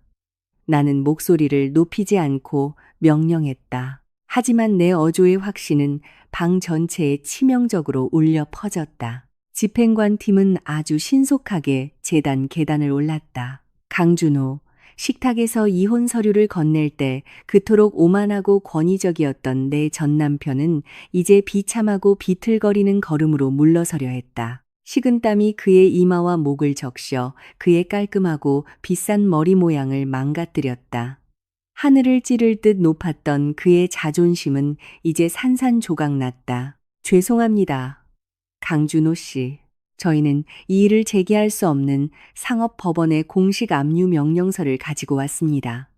수석 집행관이 지독히 무미건조한 중저음 목소리로 말하며 강준호의 얼굴 바로 앞에 선명한 붉은 도장이 찍힌 서류를 내밀었다.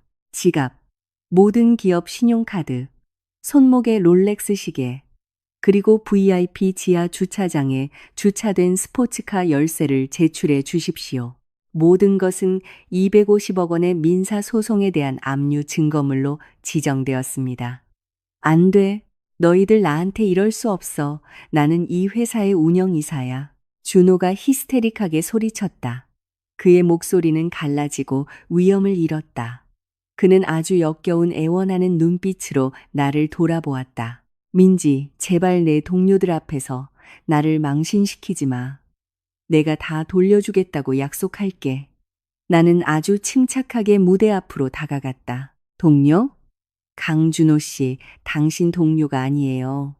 나는 한 점의 공감도 없는 텅 빈 눈빛으로 그를 쳐다보았다. 당신은 내 절대적인 거부권으로 불명예 해고되었어요.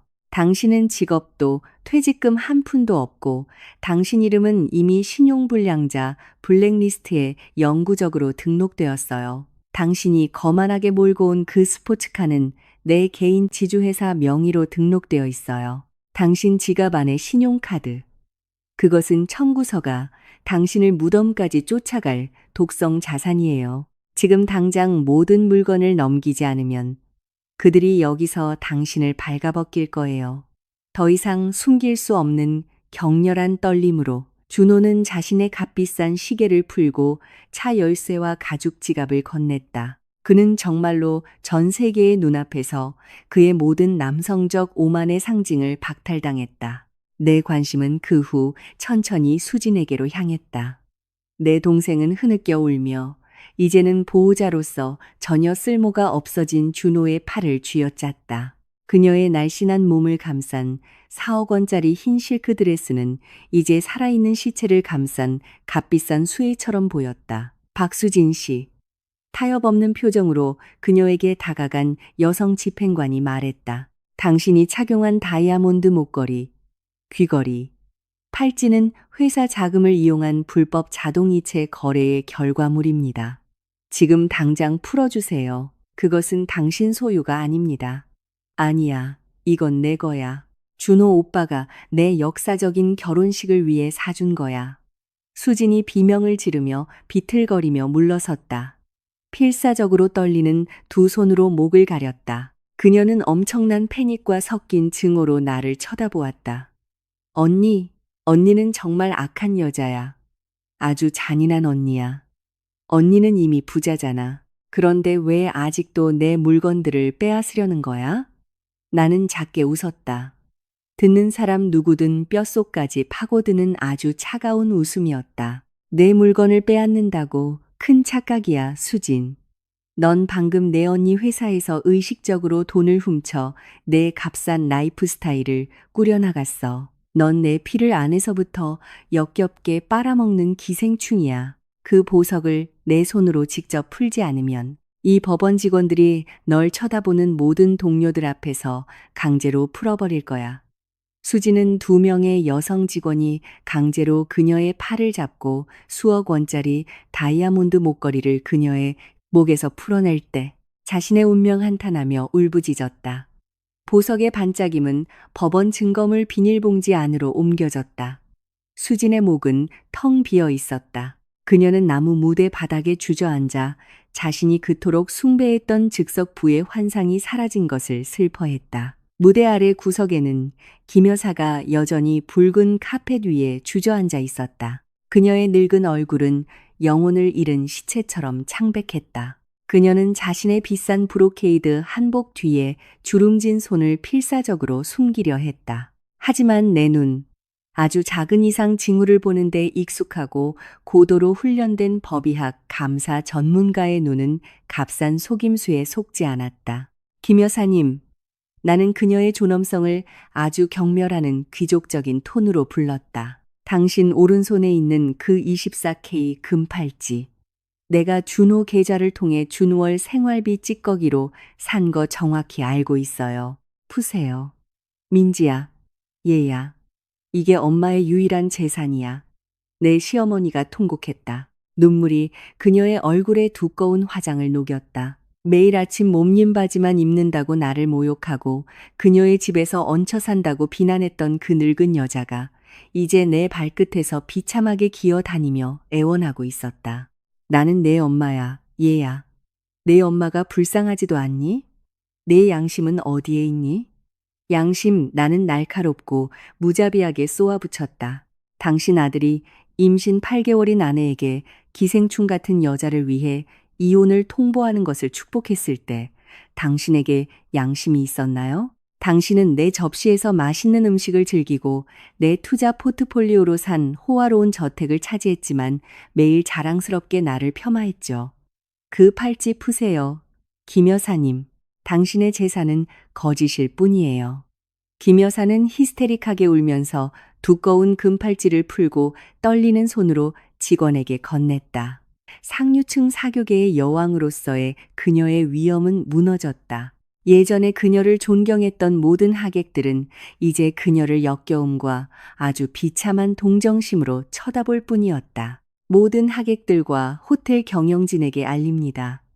내 목소리가 다시 마이크를 통해 방을 지배하며 울려 퍼졌다. 이 결혼 파티는 공식적으로 취소되었습니다. 모든 케이터링, 이 웅장한 웨딩홀 대여, 그리고 박수진 씨가 입은 웨딩드레스 청구서는 강준호 씨의 개인적인 책임입니다. 호텔 측은 무대 위에서 무릎 꿇고 있는 저 불쌍한 남자에게 직접 청구하시기 바랍니다. 준호가 완벽한 공포에 질려 눈을 크게 뜨고 고개를 들었다. 뭐라고? 하지만 카드가 거래가 성공했다고 했잖아. 그 카드는 청구서가 당신 집문으로 직접 배달되는 것을 지연시켰을 뿐이에요, 오빠. 내가 지독히 냉소적으로 대답했다. 당신은 방금 오늘 밤 이 호텔에 수억 원을 빚졌어요. 입구에서 지켜보던 호텔 지배인의 얼굴이 즉시 굳어졌다. 그는 즉시 호텔의 모든 보안 요원들에게 이제 완전히 파산한 준호를 포위할 준비를 하라는 손짓을 했다. 오늘 밤 내 복수 임무는 완벽하게 끝났습니다. 나는 우아하게 에메랄드 케이프 드레스를 정돈하며 질서정연하게 뒤로 물러섰다.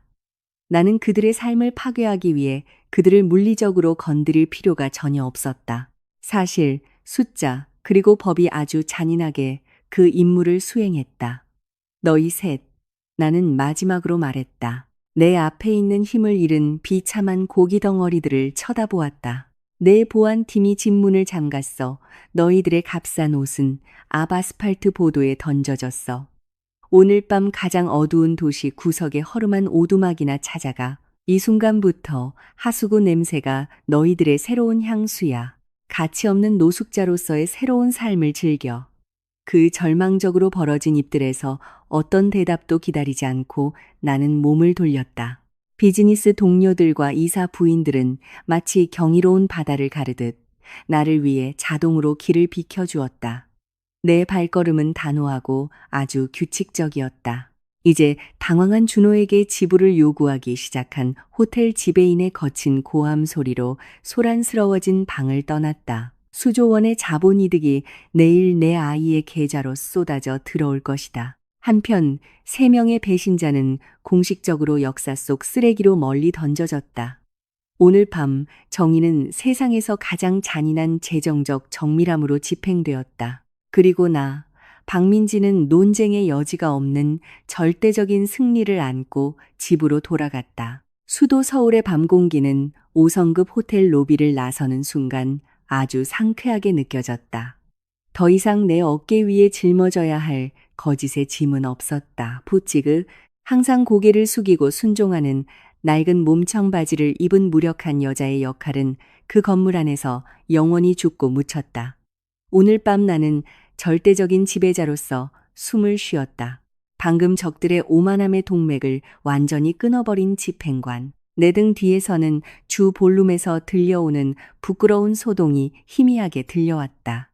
오만했던 전남편 강준호는 수억 원에 달하는 결혼식 파티 비용을 지불하지 못해 호텔 지배인과 보안 요원들에게 강제로 신문을 받고 있었다. 나를 폄하하기 위해 항상 자랑하던 기업 신용카드는 공식적으로 그의 목을 끝없는 즉석 빚의 굴레에 가두는 독성 자산이 되었다.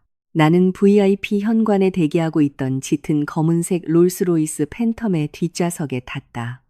내 개인 운전사는 정중하게 고개를 숙였다. 한편 앞좌석에 앉은 최 변호사는 호텔 로비와 직접 연결된 CCTV 감시 카메라 화면을 보여주기 위해 태블릿을 켰다. 그들은 방금 호텔에서 거칠게 쫓겨났습니다. 박민지 사모님.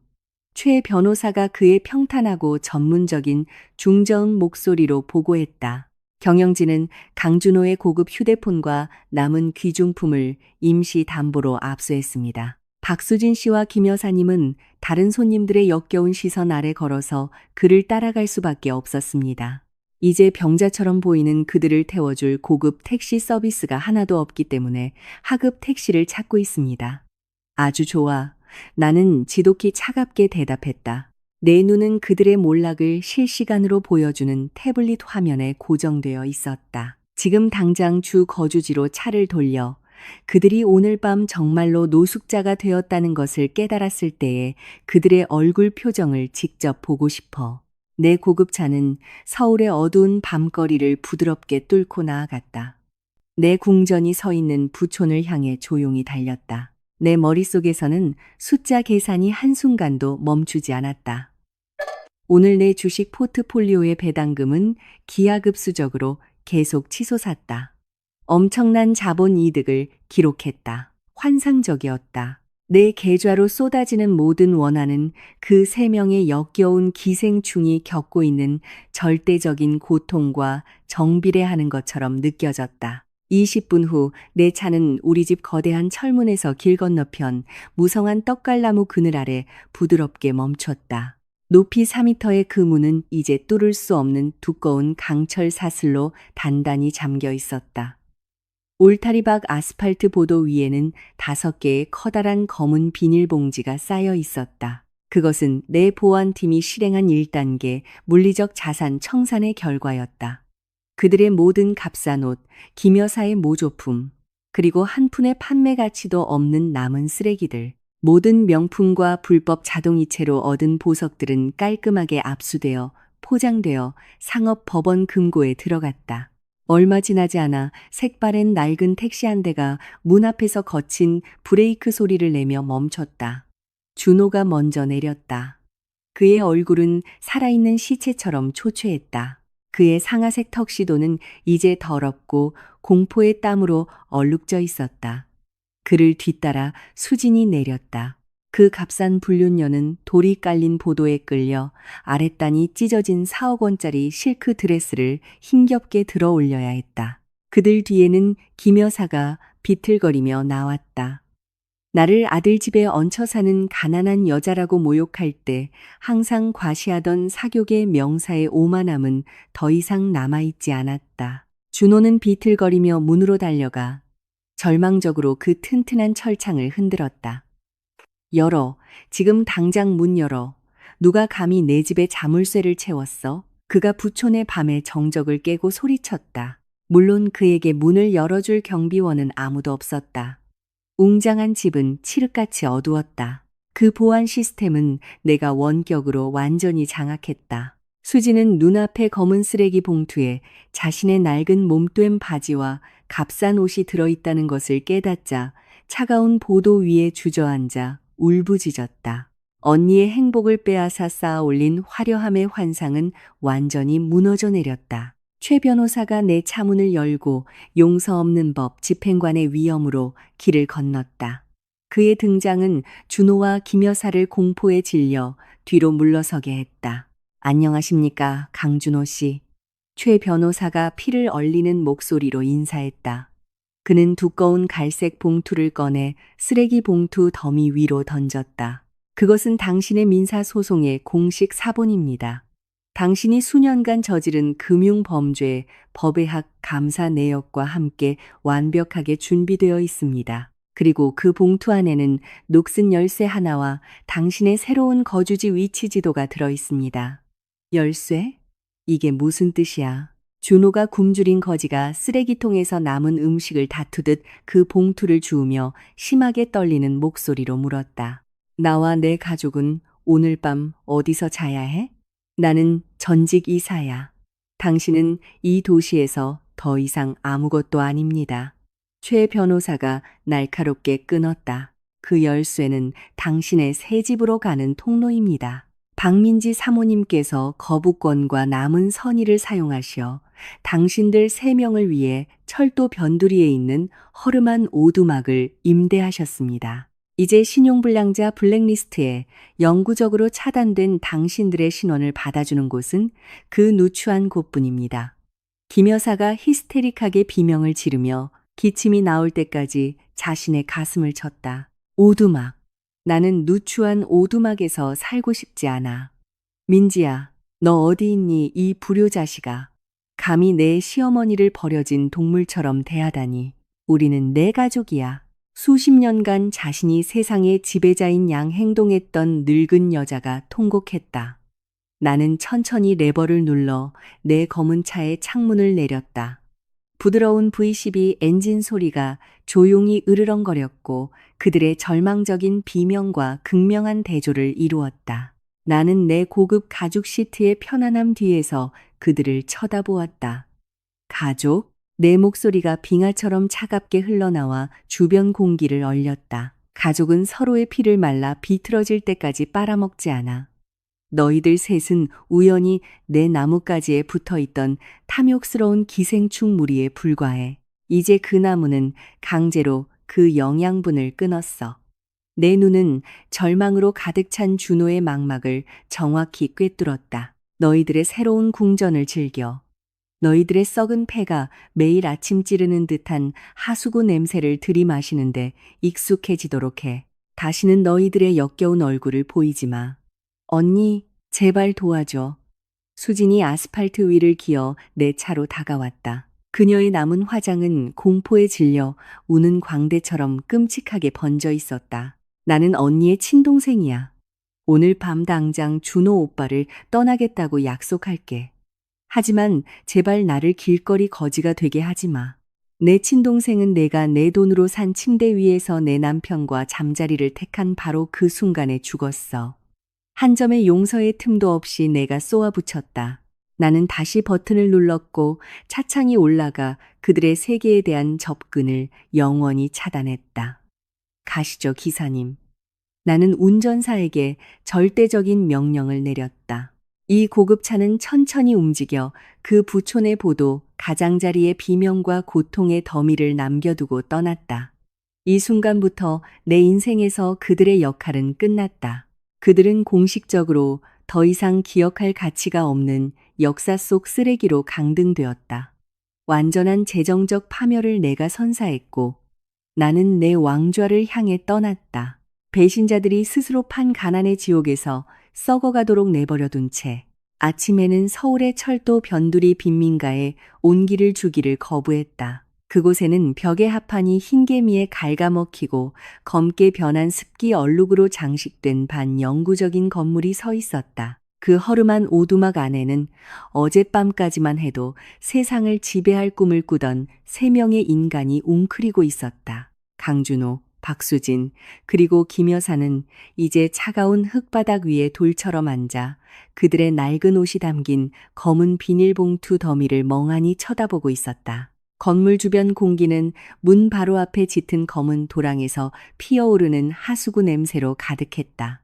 그 썩은 냄새는 공격적으로 폐를 찔렀고 김 여사는 이제 회색빛으로 변한 브로케이드 한복 끝으로 코를 막을 수밖에 없었다. 항상 사회적 지위를 숭배하던 그 허영심 많은 늙은 여자는 멈추지 않고 울었다. 밤새도록 자신의 운명이 방향 없는 노숙자로 전락한 것을 한탄하며 울부짖은 후 목이 말라 있었다. 그 좁고 답답한 방구석에는 수진이 떨리는 무릎을 끌어안고 앉아 있었다. 그녀의 몸을 감싼 4억 원짜리 프랑스 실크 드레스는 이제 아스팔트와 도시거리의 먼지에 끌려 아랫단이 찢어져 있었다. 그 값싼 불륜녀는 추위에 떨고 있었다. 그녀의 몸은 현실을 받아들이기를 거부했다. 그녀가 자랑하던 즉석부의 환상은 강제로 빼앗겼고 그녀가 숙주의 피를 빠는데 실패한 기생충에 불과하다는 잔혹한 현실만 남았다. 그녀는 구멍 뚫린 양철 지붕을 공포에 찬 눈빛으로 쳐다보았다. 에어컨도, 은쟁반의 아침 식사를 가져다주는 하인도, 상류층 생활도 없었다. 이게 다 당신 때문이야, 오빠. 갑자기 수진의 쉰 목소리가 숨막히는 정적을 깨고 소리쳤다. 그녀는 대나무 침상 위에서 고개를 숙이고 있는 준호의 얼굴을 가리켰다. 당신은 성공한 이사라고 했잖아. 그 호화로운 저택이 당신 거라고 했잖아. 당신이 그저 바보 같은 아내에게 얹혀 사는 하찮은 직원이라는 걸 알았더라면 내 젊음을 당신에게 바치지 않았을 거야. 강준호가 천천히 얼굴을 들었다. 그의 눈밑은 검게 변해 있었다. 그의 턱은 폭발하는 분노를 참느라 굳어 있었다. 예전에 그토록 높았던 그의 남성적 자존심은 이제 숨을 곳이 없었다. 그 값싼 입 닥쳐, 수진. 누가 너한테 다이아몬드랑 비싼 가방 사줬다고 생각해? 네가 계속해서 사치품을 졸라댔잖아. 끊임없이. 네가 그 빌어먹을 자동이체 시스템으로 수십억 원의 회사 돈을 썼어. 내 탐욕 때문에 민지가 내 목을 250억 원짜리 민사소송으로 졸랐다고. 그만해. 너희 둘 다. 김 여사가 가슴이 답답하고 아픈 것을 치며 소리쳤다. 너희 둘 다 멍청하고 쓸모없어. 준호야. 엄마는 몰라. 너는 지금 당장 나가서 돈을 빌려와야 해. 내 비즈니스 동료들을 만나. 내 엄마가 이 쓰레기 처리장에서 썩어 죽게 두지 마. 나는 귀부인이야. 나는 이 시궁창 쥐들과 함께 숨쉬기에 어울리지 않아. 준호가 거칠게 얼굴을 쓸었다. 그의 눈은 절대적인 절망을 발산했다.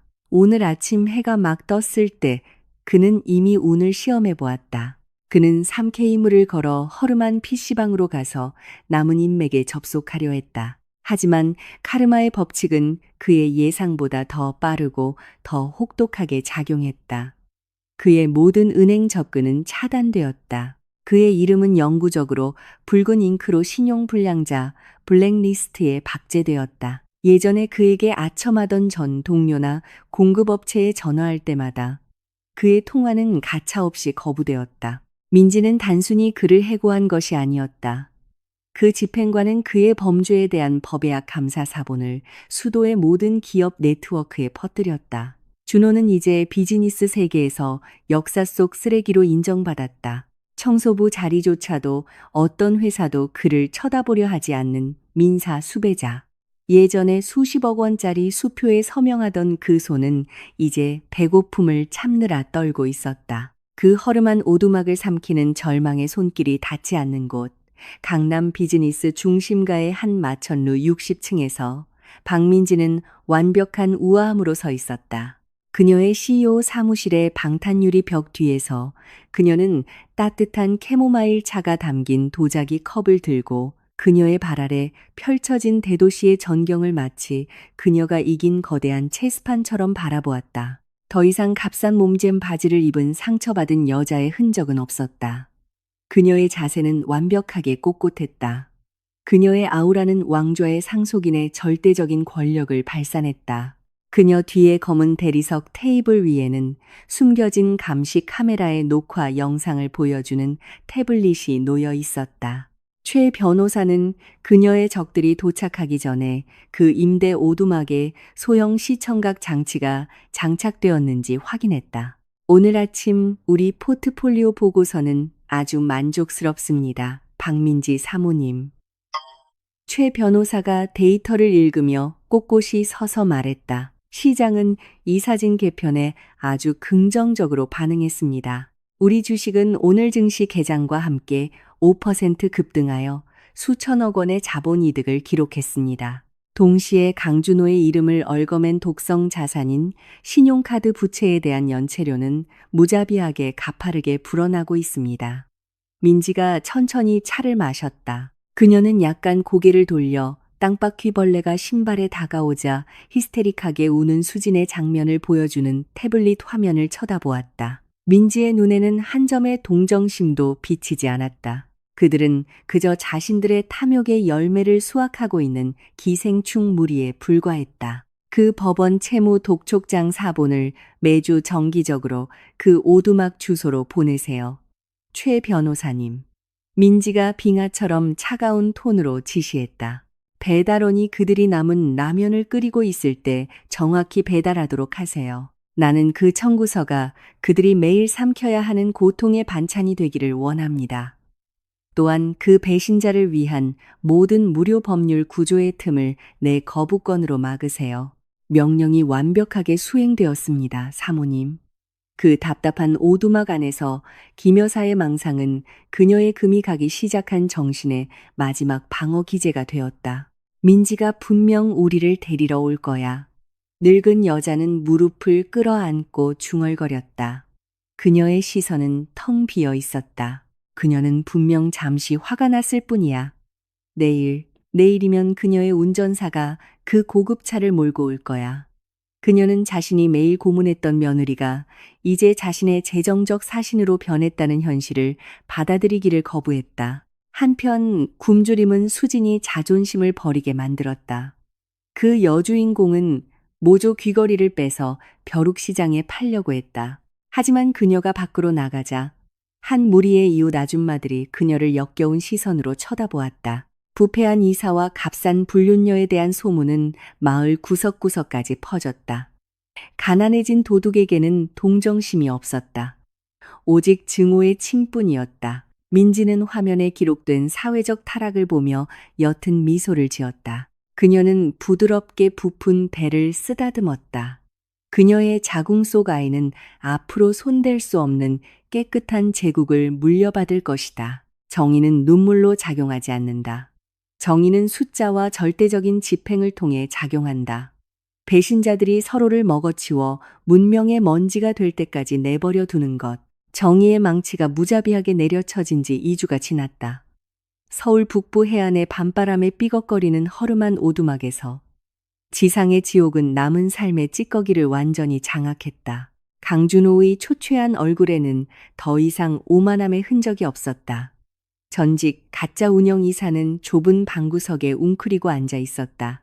얇아지고 곰팡이가 핀 판다 매트 위에 앉아 끝없는 만성적인 굶주림으로 인한 쓰린 배를 부여잡았다. 아주 습한 밤 공기가 흰개미에 갉아먹힌 합한 벽 틈새로 천천히 스며들었다. 예전에 중앙 냉방 공기를 들이마시는데 익숙했던 그들의 폐에 이제는 일상의 산소 공급원이 된 짙은 하수구 냄새와 젖은 쓰레기 더미 냄새를 함께 가져왔다. 어두컴컴한 방 건너편에는 김 여사가 낡은 대나무 침상 위에 힘없이 누워 있었다.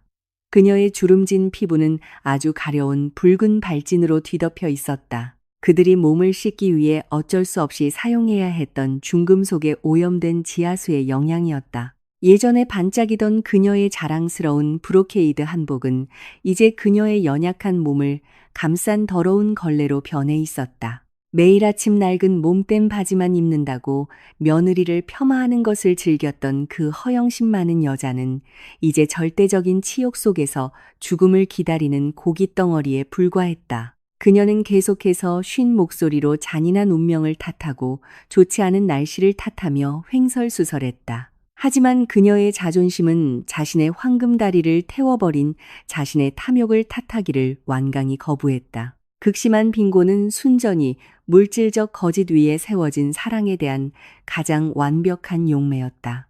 부엌구석, 가스레인지도 없는 곳에서 박수진은 그 빈민가 쓰레기장에서 주운 깨진 거울 조각에 비친 자신의 얼굴을 쳐다보았다. 예전에 수백만 원짜리 미용 클리닉에서 항상 관리를 받던 그녀의 예쁜 얼굴은 이제 기름지고 칙칙했으며 검은 다크서클과 벗겨지는 갈라진 입술로 장식되어 있었다. 그 값싼 불륜녀는 마침내 정신의 한계에 도달했다. 성공한 부자로부터 진정한 사랑을 쟁취했다는 웅장한 환상은 산산조각났다. 강준호는 행복을 가져다주는 백마탄 왕자가 아니었다. 이제 오두막 구석에서 떨고 있는 그 남자는 공급원을 잃은 거머리에 불과했다. 은밀하고 아주 조심스러운 손길로 수지는 남은 더러운 옷들을 커다란 검은 비닐봉지에 넣기 시작했다. 그녀는 법원 직원들의 초기 감시를 피하고 아직 압수되지 않은 몇 가지 가짜 예물 보석을 챙겼다. 그녀는 이미 결심했다. 오늘 밤 떠날 것이다. 그녀에게 이 역겨운 냄새 나는 곳에서 하룻밤 더 버티는 것은 서서히 자살하는 것과 같았다. 어디 가려고, 수진? 갑자기 준호의 쉰 마른 목소리가 숨막히는 정적을 깨고 썩은 나무 문턱에 서 있던 수진의 발걸음을 멈추게 했다. 준호는 힘겹게 일어나 연약한 벽에 몸을 기댔다. 예전에 항상 꼿꼿하고 맞춤, 네이비색 정장을 입었던 그의 몸은 이제 걸어다니는 해골처럼 아주 마르고 야위어 보였다. 지난 12일 동안 그는 자존심을 버리고 도매시장에서 막노동꾼으로 일자리를 구하려 했다. 하지만 신용불량자 블랙리스트에 영구적으로 박제된 그의 은행 신분과 민사 범죄 기록은 모든 현장 감독관이 그를 역겨운 시선으로 거부하게 만들었다. 그의 신원은 그의 전처에 의해 잔인하게 조작되어 전염성 있는 독성 자산이 되었다. 감히 그를 고용한 사람은 누구든 치명적인 기업 관료주의와 얽히게 될 것이다. 수지는 몸을 돌려 더 이상 숨기려 하지 않는 날카로운 증오와 역겨움으로 가득 찬 눈빛으로 준호를 쳐다보았다. 이 지옥 같은 곳에서 멀리 떠날 거야. 당신의 한심하고 쓸모없는 얼굴을 보는데 진절머리가 나. 오빠, 당신은 우리 엄마 앞에서 부자라고 했잖아. 훌륭한 이사라고 했잖아. 사실 당신은 그동안 내 친언니의 피땀에 얹혀 살던 가난한 거짓말쟁이에 불과했어. 그 값싼 입 닥쳐. 수진. 준호가 소리쳤다. 그의 목에 핏대가 서며 통제할 수 없는 분노를 참았다. 그는 앞으로 돌진하여 수진의 팔을 아주 거칠게 잡았다. 누가 너한테 다이아몬드, 명품 가방, 비싼 관리를 사줬다고 생각해? 네가 계속해서 거지처럼 사치품을 졸라댔잖아. 끊임없이. 네가 나를 회사 운영 자금에서 불법 자동이체를 하도록 강요했어. 내 그 근거 없는 탐욕 때문에 민지가 250억 원짜리 민사소송을 제기해서 나를 뿌리까지 가난하게 만들었어. 이 손 놔 이 자식아. 수진이 히스테릭하게 비명을 지르며 거칠게 저항하고 준호의 손등을 긁어 피가 나는 상처를 남겼다. 나는 그 모든 사치를 누릴 자격이 있어. 내 예쁜 얼굴과 몸매가 내 자산이야. 반면에 당신은 그 천재 같은 전처에 돈 없이는 절대 쓸모없는 멍청한 기생충일 뿐이야. 진정한 사랑에 대해 얘기해? 웃기지 마. 나는 당신의 편의시설과 돈만 사랑했어. 그리고 지금 당신은 나한테 값싼 김밥 한 줄도 사줄 수 없잖아. 완벽한 체크메이트. 수진의 독설이 준호의 남성적 자존심의 중심부를 정확히 꿰뚫었다. 항상 자신이 우주의 중심이라고 느꼈던 그 나르시시스트적이고 조종적인 남자는 이제 세상에서 가장 비천한 현실에 아주 세게 뺨을 맞았다. 그가 가족 앞에서 필사적으로 변호했던 여자. 그녀를 위해 임신한 아내에게 이혼을 통보했던 그 여자는 사실은 머물던 나뭇가지가 부러지자마자 다른 나무로 뛰어갈 준비가 된 기회주의적인 기생충에 불과했다. 소란과 비명은 마침내 불안한 잠에서 김 여사를 깨웠다. 늙은 여자는 남은 마지막 힘을 다해 일어섰다. 그녀의 눈은 수진을 향해 날카롭게 쏘아보았다. 그동안 꾹꾹 눌러왔던 분노, 굶주림, 그리고 좌절이 마침내 분출구를 찾았다. 이 독사 같은 여자야. 김 여사가 높은 고음으로 비명을 지르며 수진에게 돌진하여 민지의 동생의 긴 머리채를 아주 잔인하게 잡았다. 이 모든 게 다 내 잘못이야. 네가 내 아들을 유혹하지만 않았더라면 우리는 여전히 그 대리석으로 뒤덮인 호화로운 저택에서 편안하게 살았을 거야. 네가 우리 행복을 망치러 왔어. 내 그 값싼 매력 때문에 내 며느리가 강제로 자산을 청산하고 우리를 이 쓰레기 처리장으로 던져버렸어. 내 주름진 손 놔, 이 미친 할망구야. 수진이 지지 않고 소리치며 김 여사의 가슴을 잇는 힘껏 밀어 늙은 여자가 뒤로 날아가 대나무 침상 모서리에 세게 부딪혔다. 김 여사는 극심한 고통에 신음하며 심하게 멍든 허리를 부여잡았다. 하지만 수지는 전혀 신경 쓰지 않았다. 그녀의 동물적인 생존 본능이 그녀의 모든 양심을 장악했다. 그녀는 신음하는 준호와 그의 어머니의 얼굴 바로 앞 더러운 흙바닥에 침을 뱉었다. 너희 둘 멍청한 인간들은 평생 노숙자로 이곳에서 썩는 게 마땅해. 이 도시의 역사 속 쓰레기로 남은 숨이나 즐겨. 나는 너희들의 썩은 배와 함께 가라앉는 걸 강력히 거부해.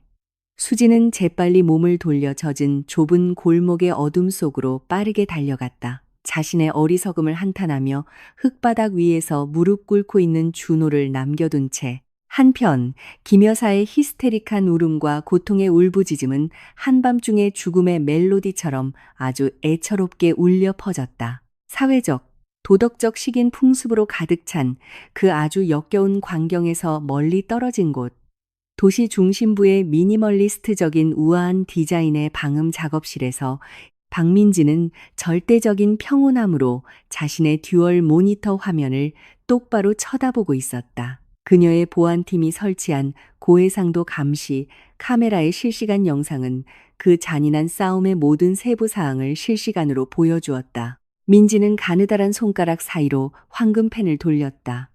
그녀의 표정은 궁전의 대리석처럼 차가웠다. 폭발적인 승리의 미소도 없었고 값싼 악당 같은 냉소적인 웃음도 없었다. 그녀에게 적들이 서로의 살갗을 벗기고 서로의 정신을 파괴하는 것을 멀리서 지켜보는 것은 그녀가 처음부터 설계했던 수학적 가설의 사실적 확인에 불과했다. 그들은 정말 굶주린 개처럼 서로를 뜯어먹고 있군요. 사모님.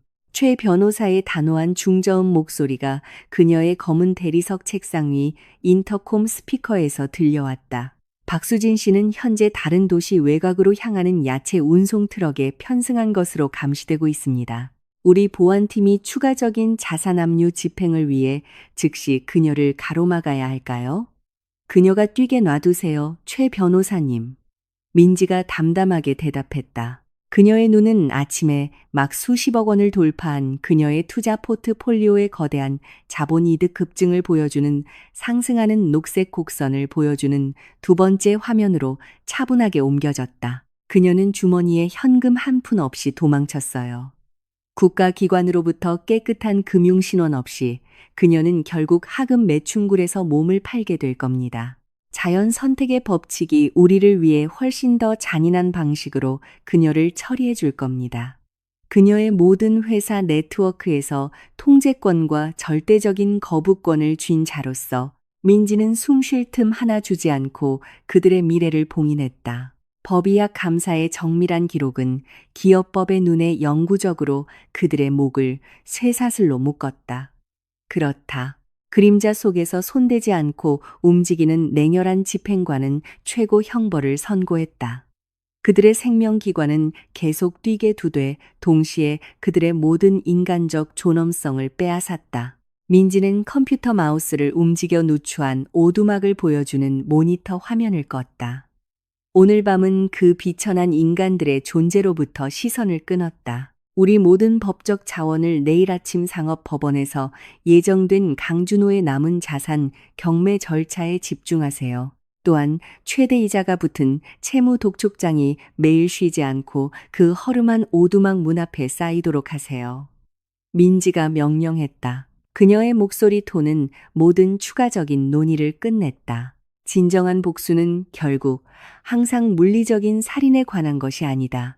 가장 완벽하고 우아한 복수는 당신이 법적 도구를 통해 적의 모든 자존심의 기반을 무너뜨린 다음 당신의 왕좌에 편안히 앉아 그저 그들이 생존을 위해 서로의 살을 찢는 것을 지켜보는 것이다. 그 누추한 곳에서 강준호와 김 여사의 남은 숨결은 세상의 카르마 법칙이 항상 자신의 그림자 속 집행관을 가지고 있다는 것을 상기시켜주는 것에 불과했다. 그리고 박민지는 그 집행관의 역할을 아주 완벽하게 수행했다. 경찰차 사이렌이 철도 변두리 빈민가의 새벽 정적을 가르며 결코 존재하지 않았던 평화의 찌꺼기를 찢었다. 그날 서울 하늘은 짙은 회색빛을 띠었고 마치 그동안 거짓 속에서 숨 쉬어온 허름한 오두막의 거주자들에게 동정을 베풀기를 꺼리는 듯했다. 강준호, 예전에 항상 맞춤 정장을 자랑하고 낡은 몸예바지만 입는다고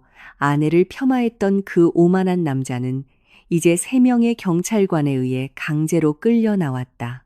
예전에 숫자를 조작하고 불법 자동이체 서류에 서명하는 데 익숙했던 그의 손은 이제 그의 움직임을 잠그는 차가운 쇠로 단단히 수갑이 채워졌다. 준호의 몸은 약하게 저항했다. 그의 맨발은 젖은 흙 위를 끌렸다. 그의 얼굴은 창백했고 경찰관이 자금 세탁 및 회사 자산 조작 혐의로 구속영장을 낭독하자 그의 눈은 절대적인 공포로 가득 차 커졌다. 전처로부터의 250억 원짜리 민사 소송 시리즈는 그를 철창 뒤에서 썩게 할 여러 겹의 징역형으로 변이했다.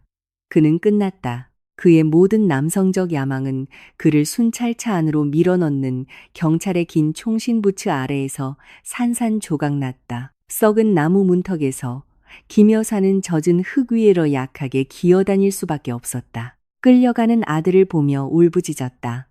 그녀의 눈물은 주름진 뺨에 묻은 흙과 섞였다. 항상 얹혀 살고 며느리의 모든 재산을 지배할 권리가 있다고 느꼈던 그 늙은 여자는 이제 혼자 남겨졌다.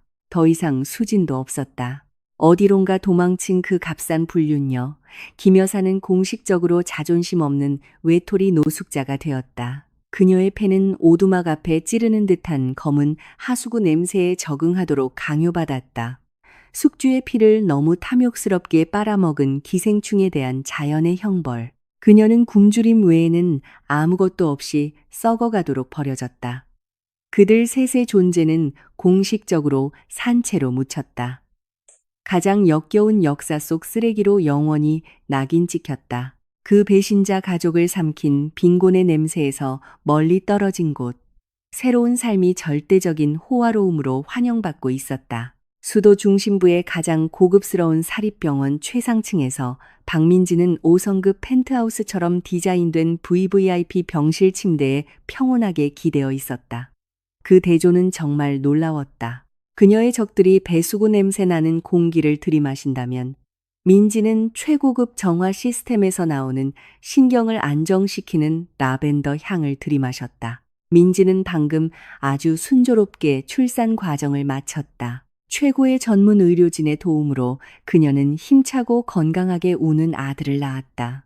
그 아기는 이제 방구석의 금으로 조각된 인큐베이터 안에서 깊이 잠들어 있었다. 자신이 단지 아들로서가 아니라 손댈 수 없는 비즈니스 제국의 유일한 상속인으로서 이 세상에 막 태어났다는 사실을 전혀 알지 못한 채 그 귀족적인 여자는 거대한 유리창을 통해 그녀의 지배 아래에 있는 대도시의 전경을 바라보았다. 민지의 얼굴은 지독히 차갑고 계산적이며 무자비한 만족감을 발산했다. 그 아기에게 염색체를 기증한 남자에 대한 동정심은 그녀의 마음에 한 점도 남아있지 않았다. 모든 파괴의 배우인 민지는 진정한 정의가 결코 하늘에서 내려오지 않는다는 것을 증명했다. 정의는 숫자, 법의 힘, 그리고 재정 전략을 통해 설계되고 계산되고 집행되어야 했다. 그녀는 순종적인 여자의 역할을 멀리 던져버리고 적들의 산소를 절대적으로 통제하는 권리를 쥔 집행관으로 완벽하게 진화했다. VVIP 병실의 마호가니 나무 문이 조용히 노크된 후 열렸다. 최 변호사가 들어서는 모습이 보였다. 그 철권의 기업 변호사는 정밀한 검은 정장을 입고 논쟁의 여지가 없는 법적 위엄을 발산했다. 그는 민지 앞에서 깊이 정중하게 허리를 숙였고 그들의 재정 전쟁 계획의 최종 결론이 담긴 짙은 검은 가죽 서류처를 들고 있었다. 안녕하십니까, 박민지 사모님. 오늘 사모님의 지위를 완벽하게 할 최종적인 소식을 가지고 왔습니다. 최 변호사가 중저음 목소리로 인사했다. 사모님께서 명령하신 자산 청산 시나리오에 따라 강준호는 오늘 새벽 여러 혐의로 공식적으로 구속되었습니다. 그의 모든 구속 적부심 신청은 검찰에서 가차없이 기각되었습니다. 우리 은행의 개입을 통해 그의 이름은 신용불량자 블랙리스트에 영구적으로 잠겼습니다. 민지가 창문에서 천천히 고개를 돌려 수술 칼날처럼 날카로운 시선으로 변호사를 쳐다보았다. 그럼 그가 그토록 자랑하던 허위자산 구조는 어떻게 되었습니까? 최 변호사님? 모든 벌금 부채가 발생하기 시작했습니까? 그녀가 최상위 포식자의 권위를 암시하는 차분한 목소리로 물었다. 모든 것이 평탄화되었습니다. 사모님. 최 변호사가 굵게 인쇄된 숫자들을 보여주며 보고했다. 복리 시스템이 적용된 모든 부채 청구서가 강준호 명의로 부과되었습니다. 그가 사모님께서 독성 자산으로 둔갑시킨 신용카드를 사용했기 때문에 이자는 매주 2배로 불어납니다. 그는 이제 평범한 수감자가 아닙니다. 그는 평생의 채무 노예이며 그의 감옥 월급조차 자동으로 삭감될 것입니다. 민지가 천천히 고개를 끄덕이며 그 모든 정보를 아름다운 클래식 교향곡처럼 받아들였다. 김 여사님에 관해서는 최 변호사가 담담하게 계속했다. 그 늙은 여자는 이제 정말로 길거리에서 노숙 생활을 하고 있습니다. 그녀는 남은 음식을 먹고 예전에 거만하게 폄하했던 사람들의 동정심에 기대어 살아가고 있습니다. 그리고 박수진 씨는 내부 정보에 따르면 가짜 신분을 담보로 잡으려다 실패한 후 북부 해안의 사채 조직에 갇혔다고 보고되었습니다. 그녀는 이제 길거리 깡패들의 인질이 되었습니다. 그들 셋은 그들 자신의 기생충적 성격에 의해 체계적으로 산산조각 났습니다. 아주 만족스럽군. 민지가 속삭였다. 그녀의 목소리는 뼈를 얼리는 바람처럼 울렸다. 그녀는 대리석 협탁 위의 마지막 법의학 감사 보고서와 법원 서류를 쳐다보았다. 인지가 붙은 그 서류들은 배신이 결코 구조적 지능을 이길 수 없다는 물리적 현현이었다. 이 사회에서 절대적인 거부권을 사용하여 민지는 물리적 폭력으로 손을 더럽히지 않고 자신의 삶에서 치명적인 해충을 쓸어버렸다. 그녀는 법을 사용하여 그들의 인격을 학살했고 은행 시스템을 사용하여 그들의 영혼을 가난하게 만들었다. 민지는 천천히 시선을 그 고급스러운 유리 상자 안에서 여전히 잠들어 있는 아들에게로 옮겼다. 그 작은 존재가 그녀의 미래였다. 여러 대륙에 흩어져 있는 그녀의 투자, 포트폴리오 누적에서 나온 수조 원의 자본 이득을 누릴 정당성을 가진 유일한 인간. 그 아기는 비열한 부패자인 생물학적 아버지나 짝퉁 가방을 위해 양심을 판 재물에 미친 할머니를 결코 알지 못할 것이다. 이 아이는 세상의 축을 돌리는 방법을 아주 잘 이해하는 어머니의 위엄의 그림자 아래에서 성장할 것이다. 조종적인 남자의 희생자가 되기를 거부한 강인한 여자. 그날 아침 마철루 유리 건물의 반사로 황금빛으로 물든 VVIP 병실의 화려함 속에서 박민지는 조용히 그녀의 절대적인 독립을 축하했다. 그녀는 적들이 스스로 판 지상의 지옥에서 서서히 썩어가도록 내버려 두었고 끝없는 빈곤과 치욕의 족쇄에 영원히 갇히게 했다. 그들에게는 결코 용서라는 단어가 없을 것이고 편히 숨쉴 두 번째 기회도 없을 것이다. 그림자 속 집행관의 정의는 아주 완벽하고 잔인하며 우아하고 한 점의 동정심도 없이 집행되었다. 그 값싼 배신자들의 이야기는 공식적으로 닫히고 단단히 봉인되었다. 훗날 계층의 정점에서 왕좌에 앉을 유일한 상속인을 남겨둔 채 그의 왕좌에서 아래를 내려다보며 영원히 어떤 비천한 존재에게도 결코 닿을 수 없을 것이다.